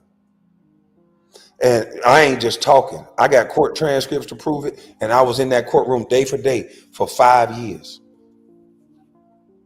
My court case took 5 years until I ended it.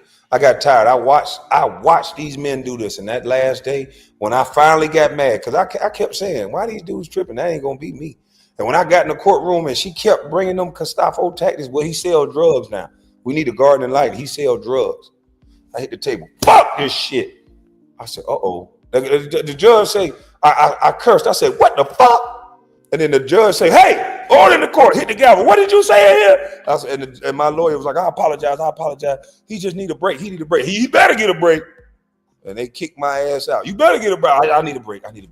I walked outside and got some water, and I made up my mind then. I said, I'm walking away from this situation. Somebody gonna get killed, or either something bad gonna happen. I'm leaving this situation.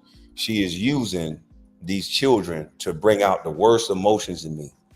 And I'm not the type of man you keep playing with like that. So I said, I'm gonna walk away from this situation. No, sirree, Bob. And once I did that, that's when they kept saying, that's when now, guess what she started saying? Here go your kids. Until I wouldn't allow her to control that. Who's the girl you got around though? Can I get her ID? In the courtroom one day, she said, I want your girlfriend's ID. Girlfriend ID? Them niggas you sleeping with, I don't know nothing about them, and I don't care. Like, those are the little games that men have to deal with. Excuse me. Going to court with a disrespectful, immature woman. They want your girlfriend's ID. I said, I'm not giving you no motherfucking girlfriend ID. Are you crazy? I said, you wasn't my wife. You what is wrong with you? Every other time I went to court, it was something new. Well, we don't want you to have, but every other weekend, I kept fighting. I kept saying, I used to see these kids every day. How do I got to go from every day to once a weekend, basically twice a month? You want me to see my kids for 4 days in a 30-day month, and I got to travel with them. How are you going to cripple me from being a parent and then tell me that I need to be a better parent? You're crippling me, because if you would get this emotional woman out my way, then I can pick them up from school, drop them off at her house, and see my kids every single day. The only thing that changed is I don't sleep with their mother anymore. Why do I have to now not see my children because I don't sleep with their mother? And so once I learned that, I said, I don't care. What men got to start thinking is this: you got to not crash out. You got to let them women go through their emotional shit and not crash out. Don't deal with them. If they want the kids on their own, let them have them. Give them the money. Don't even talk to them. Tell your kids, here go my phone number. I love you. I want to see you anytime you want to see me, and I'll come get you anytime. Just ask your mama. The moment she gives you a yes, I'm on the way. But other than that, I can't do it. Your mother is too immature for a man like me. I will not put myself in position to go to jail. I would not put myself in position for your mother to touch me, hit me in a kind of way to where I feel like the police need to be called. I don't want an altercation with this person, period. I don't even want to be in the same room. And I haven't been in the same room since. I will not. I had supervised visits. Ain't nobody finna supervise me. I'm grown. They wasn't supervising when I was knocking the lining out of her, so I'm not finna let you supervise me now.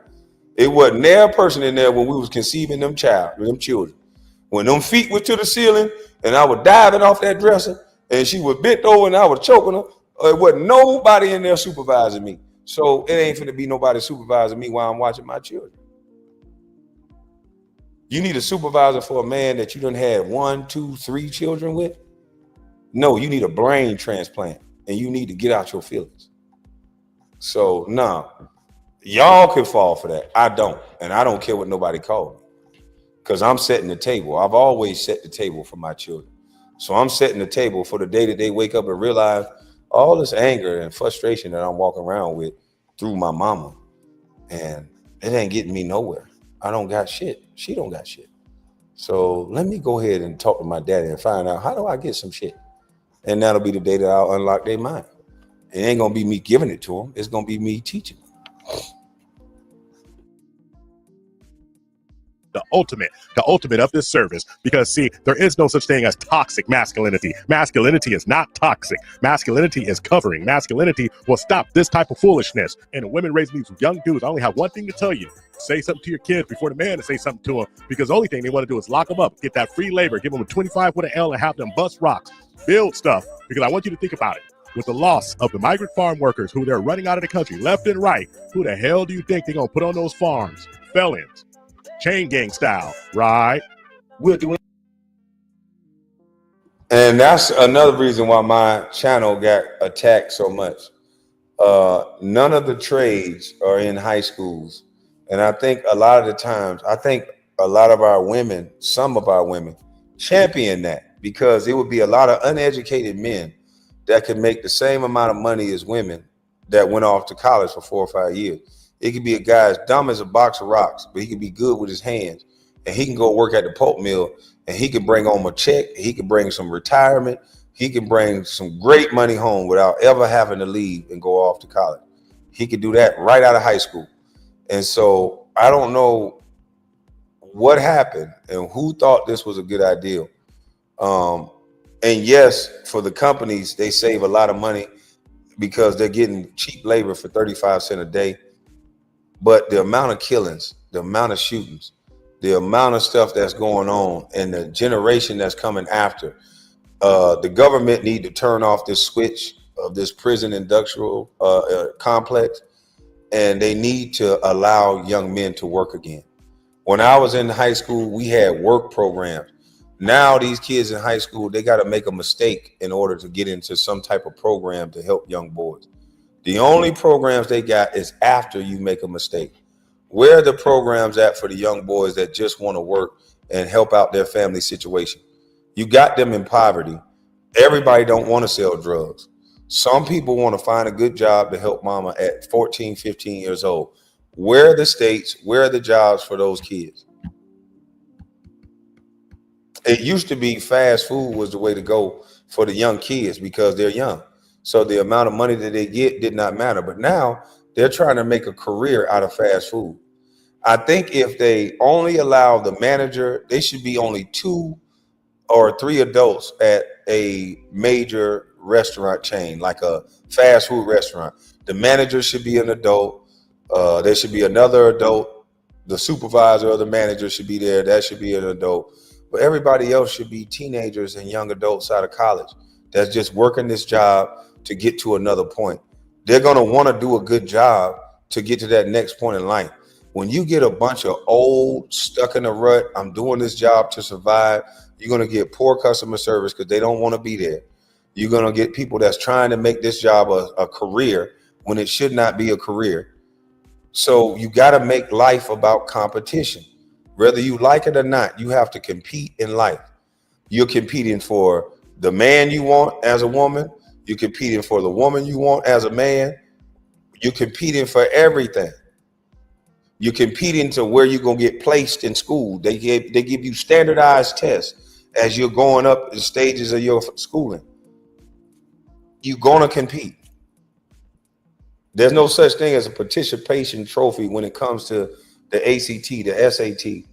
Well, they're lowering the standards. They lowered the grade standards. So, Lord.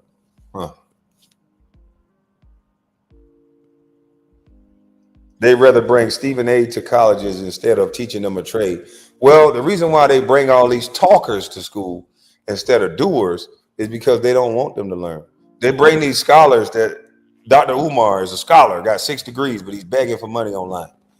But he's the main one. He'll tell you, I'm the most sought after scholar. He's sought after to do what? He's talking.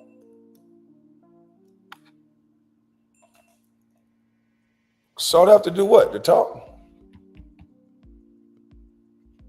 Who can show the youth what they're doing through their business? Who can teach the youth other than people that's already doing it? That's not saying, hey, I'm perfect at it. Hey, I make mistakes. Your first deal, you might lose money. Keep going. Your second deal, you might lose money. Keep going. Who the fuck told you to just give up? But if you stick at this thing, being a businessman is the most important thing you can be. Politicians, businessmen. It's a businessman brought the team that brought the Lakers. All the sports world are dominated and purchased by businessmen. Your favorite athlete answers to a businessman at the end of the day. These guys we idolize, this is LeBron James, this is such and such arenas, this is this. They're nobody compared to businessmen. The hedge funds, the people that go out and pool money and make things happen. They pale in comparison to these men. So to teach your kid to be a worker, to teach your kid to be somebody who up under people is a disservice. Yeah, it's cool to play basketball, but if you're teaching your kid just to be a basketball player, then that's sad. He can get the money from basketball and then be a boss. Buy up the neighborhood, buy up the community. You could tell we so lost as a black community because I was lost like that too. They give us opportunities to make all the money in the world. And instead of us taking said money to do something about the environment that we say we hate, which is our community, which is there's old houses. And I know because I'm talking to the commissioners about the land bank and seeing how many properties they want to give me to rehash.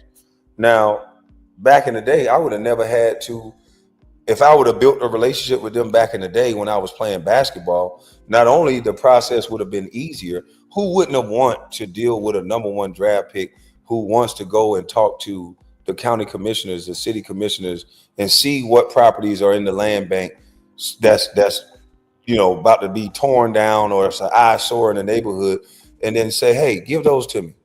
Allow me to bring some investment into the county or into the city. Allow me to rehash those homes so they don't look like that. Because you're doing a service for the city and for yourself. Give me a tax break, defer those tax payments until the houses are going. And then now, not only are you accumulating tax funds and a revenue stream for the city, but you're making the city look good. If these young men had mentors and had people around them telling them things like that and helping them do things like that, going directly to the city that you live in and working directly with county and city commissioners, not for them to steal your money, not for them to look good, but to actually understand the game. Because they'll love to get a check for this or a check for that, take a picture with you in a photo op. Tell them, no, I want what those white boys get. I want the tax easements. I want you to defer these taxes because I want those row houses over there that's all abandoned. I want you to give them to me. Well, such and such owe taxes on it. Okay, well, let me go talk to them about the taxes that they owe. I'll pay the tax, and then don't you tax me while I'm investing my money on it. In that, can we get that in right? Those are the things that we need to do to build this Wakanda that we're talking about. You can't build Wakanda when you're so caught up in fashion. You can't build Wakanda when you're so caught up in chains and cars and jewelry. So when I hear the guy that's formerly known as my cousin talking to me in a way where he just don't understand the type of nigga he talking to and calling me stupid and saying I'm a white boy and I'm whitewashed. No, nigga, I'm just not a crying Negro like you no more. I'm the type of Negro that I see the surroundings. I've learned now, I've evolved, and I'm not as stupid as I once was like you are now, current today. And I want to do something about it. And take the proper channels without shouting about it in the street. Because you shouted about a young man and the black community like you for that. Because you shouted and you made a bunch of noise. But guess what? Now that situation is over with. What are you doing now? Waiting on the next black man to die so you can get out, shout in the street again? Why not build a neighborhood worth living in to where they'll feel some type of morale about themselves, and they don't want to piss up in front of their house, and they don't want to throw trash out in front of here, and they want to live in peace because they have something nice to look at. What changed my life is when I went over to St. Simon's Island and I started seeing how these people were living. I'm like, what in the? It was like night and day. A bridge separated damn near hell from heaven. A bridge. I'm living over here in hell where we shooting and robbing and selling drugs and the police there every time, and it's crazy. And then I go over here, just one bridge, two bridges separate what look like an oasis. And I said, wow, these kids, I don't hear no sirens. They got grass in their yards. It's nice and quiet. They got mama and daddy. Neighborhood watch posters. I said, damn. And I said, this is the problem right here. It ain't racism. It ain't black and white. It's how you living. How is your surroundings? How is your foundation? And that's the difference in it all. My kids didn't raise up like that. I said the one thing, I almost didn't like noise. I didn't even like motherfuckers yelling in the house. When I came home, hey, look here, what you doing all that hollering for? My kids in the room, I don't want to hear all this goddamn on holler. They don't need to hear dysfunction. I don't even want them to hear what dysfunction sound like, because I grew up in it. I don't want them to know what dysfunction sound like. If you got a problem with me, let's go outside. Let's talk about it. Let's go sit in the car. These kids shouldn't hear what dysfunction sound like. And it's almost a badge of honor to grow up in dysfunction now.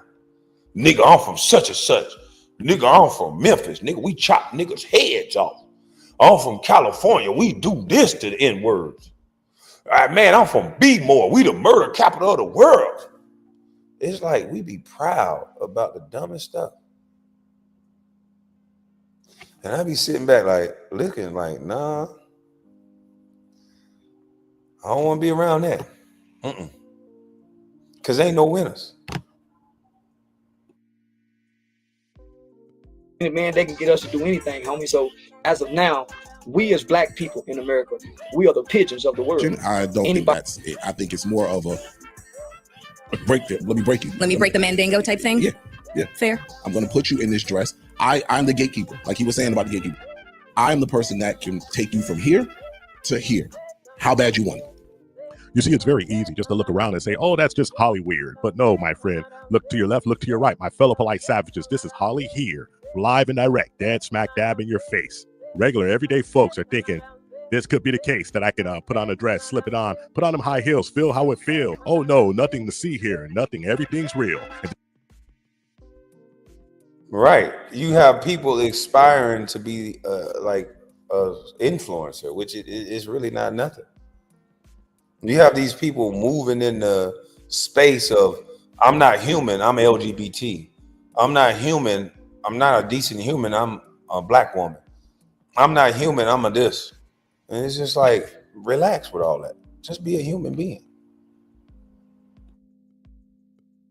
Then you wonder why the kids are looking at you a little confused when they see their most masculine images demasculating themselves live and direct. And let's not even talk about the Hollywood actors and actresses who have to hit that casting couch, booty up, doo-doo water, doing exactly what they don't want to do, Backdoria style. And then you sit here and look at us dead smack in the face and tell us to believe that everything is everything, but we're not falling for it. We're not falling for the marketing. We understand the plan. We understand exactly what you're trying to do to us, why you're trying to do to us, and when you're trying to do to us. And it's time to put our foot down, ladies and gentlemen of polite savages, and tell them this ain't gonna work. You did. What you're saying is you've never been approached with the dress test. Have you been approached with that? Yeah, but the director, he was a white guy. Yep. White guy. When I say white guy, he wasn't compromising who he is. He didn't smile with people. He was none of that. But RZA, he was a respectable dude when it comes down to it. He's like, that guy's not gonna do that. Of course he's not gonna do that. We respect those. And he's never heard me say nothing like that, but he knew I wouldn't do it. That's what I be concerned about. The people that they try to put in dresses, it's like, how did they know to ask you this? How did they know that you would even consider doing this? How did they know? You would consider doing something so egregious like putting on a dress. Why would you do that? as a heterosexual, not at anything else. Why would you do that? And so certain people should just know not to ask this person. This is not the guy that's going to do this. He didn't smile with people. He was none of that. But RZA, he was a respectable dude when it comes down to it. He's like, that guy's not going to do it. Corey's not going to do it. We respect those. And he's never heard me say nothing like that, but he knew I wouldn't do it. The time it was brought to me, I was lucky enough to be working around somebody who respected my man. That manhood is real. I would have did it. I was like, well, this is going to be my last day on this show. 'Cause I see this scene right here, and it's not going to happen. We appreciate that because, again, there are brothers who still, because they want to please somebody, or they think this is the only check they will have, or they think this is the only way they'll be able to access a higher level of either money or fame or whatever it is, notoriety, that they have to do. Yeah, when you want a level higher of fame or notoriety, you definitely have to do something. I believe it comes through your anus. Yeah. And if you want to go up, you have to promote something that some people say is unnatural. Some people say is ungodly. Some people say whatever. But I know that it's certain things that I don't want to do, and I don't think anybody should be forced to do something they don't want to do. Whether it be through coercion, through money, or whatever else. Relax with that. Just be a human being. Kwame 20. Yeah, relax with all that. Just be a human being. But salute to all y'all, man. I'm gonna go get me something to eat. It is 12:30. I might be back live again, maybe not. I don't know. I gotta do some things in real life though. But y'all have a blessed day. I'm up out of this thing. I'm gone.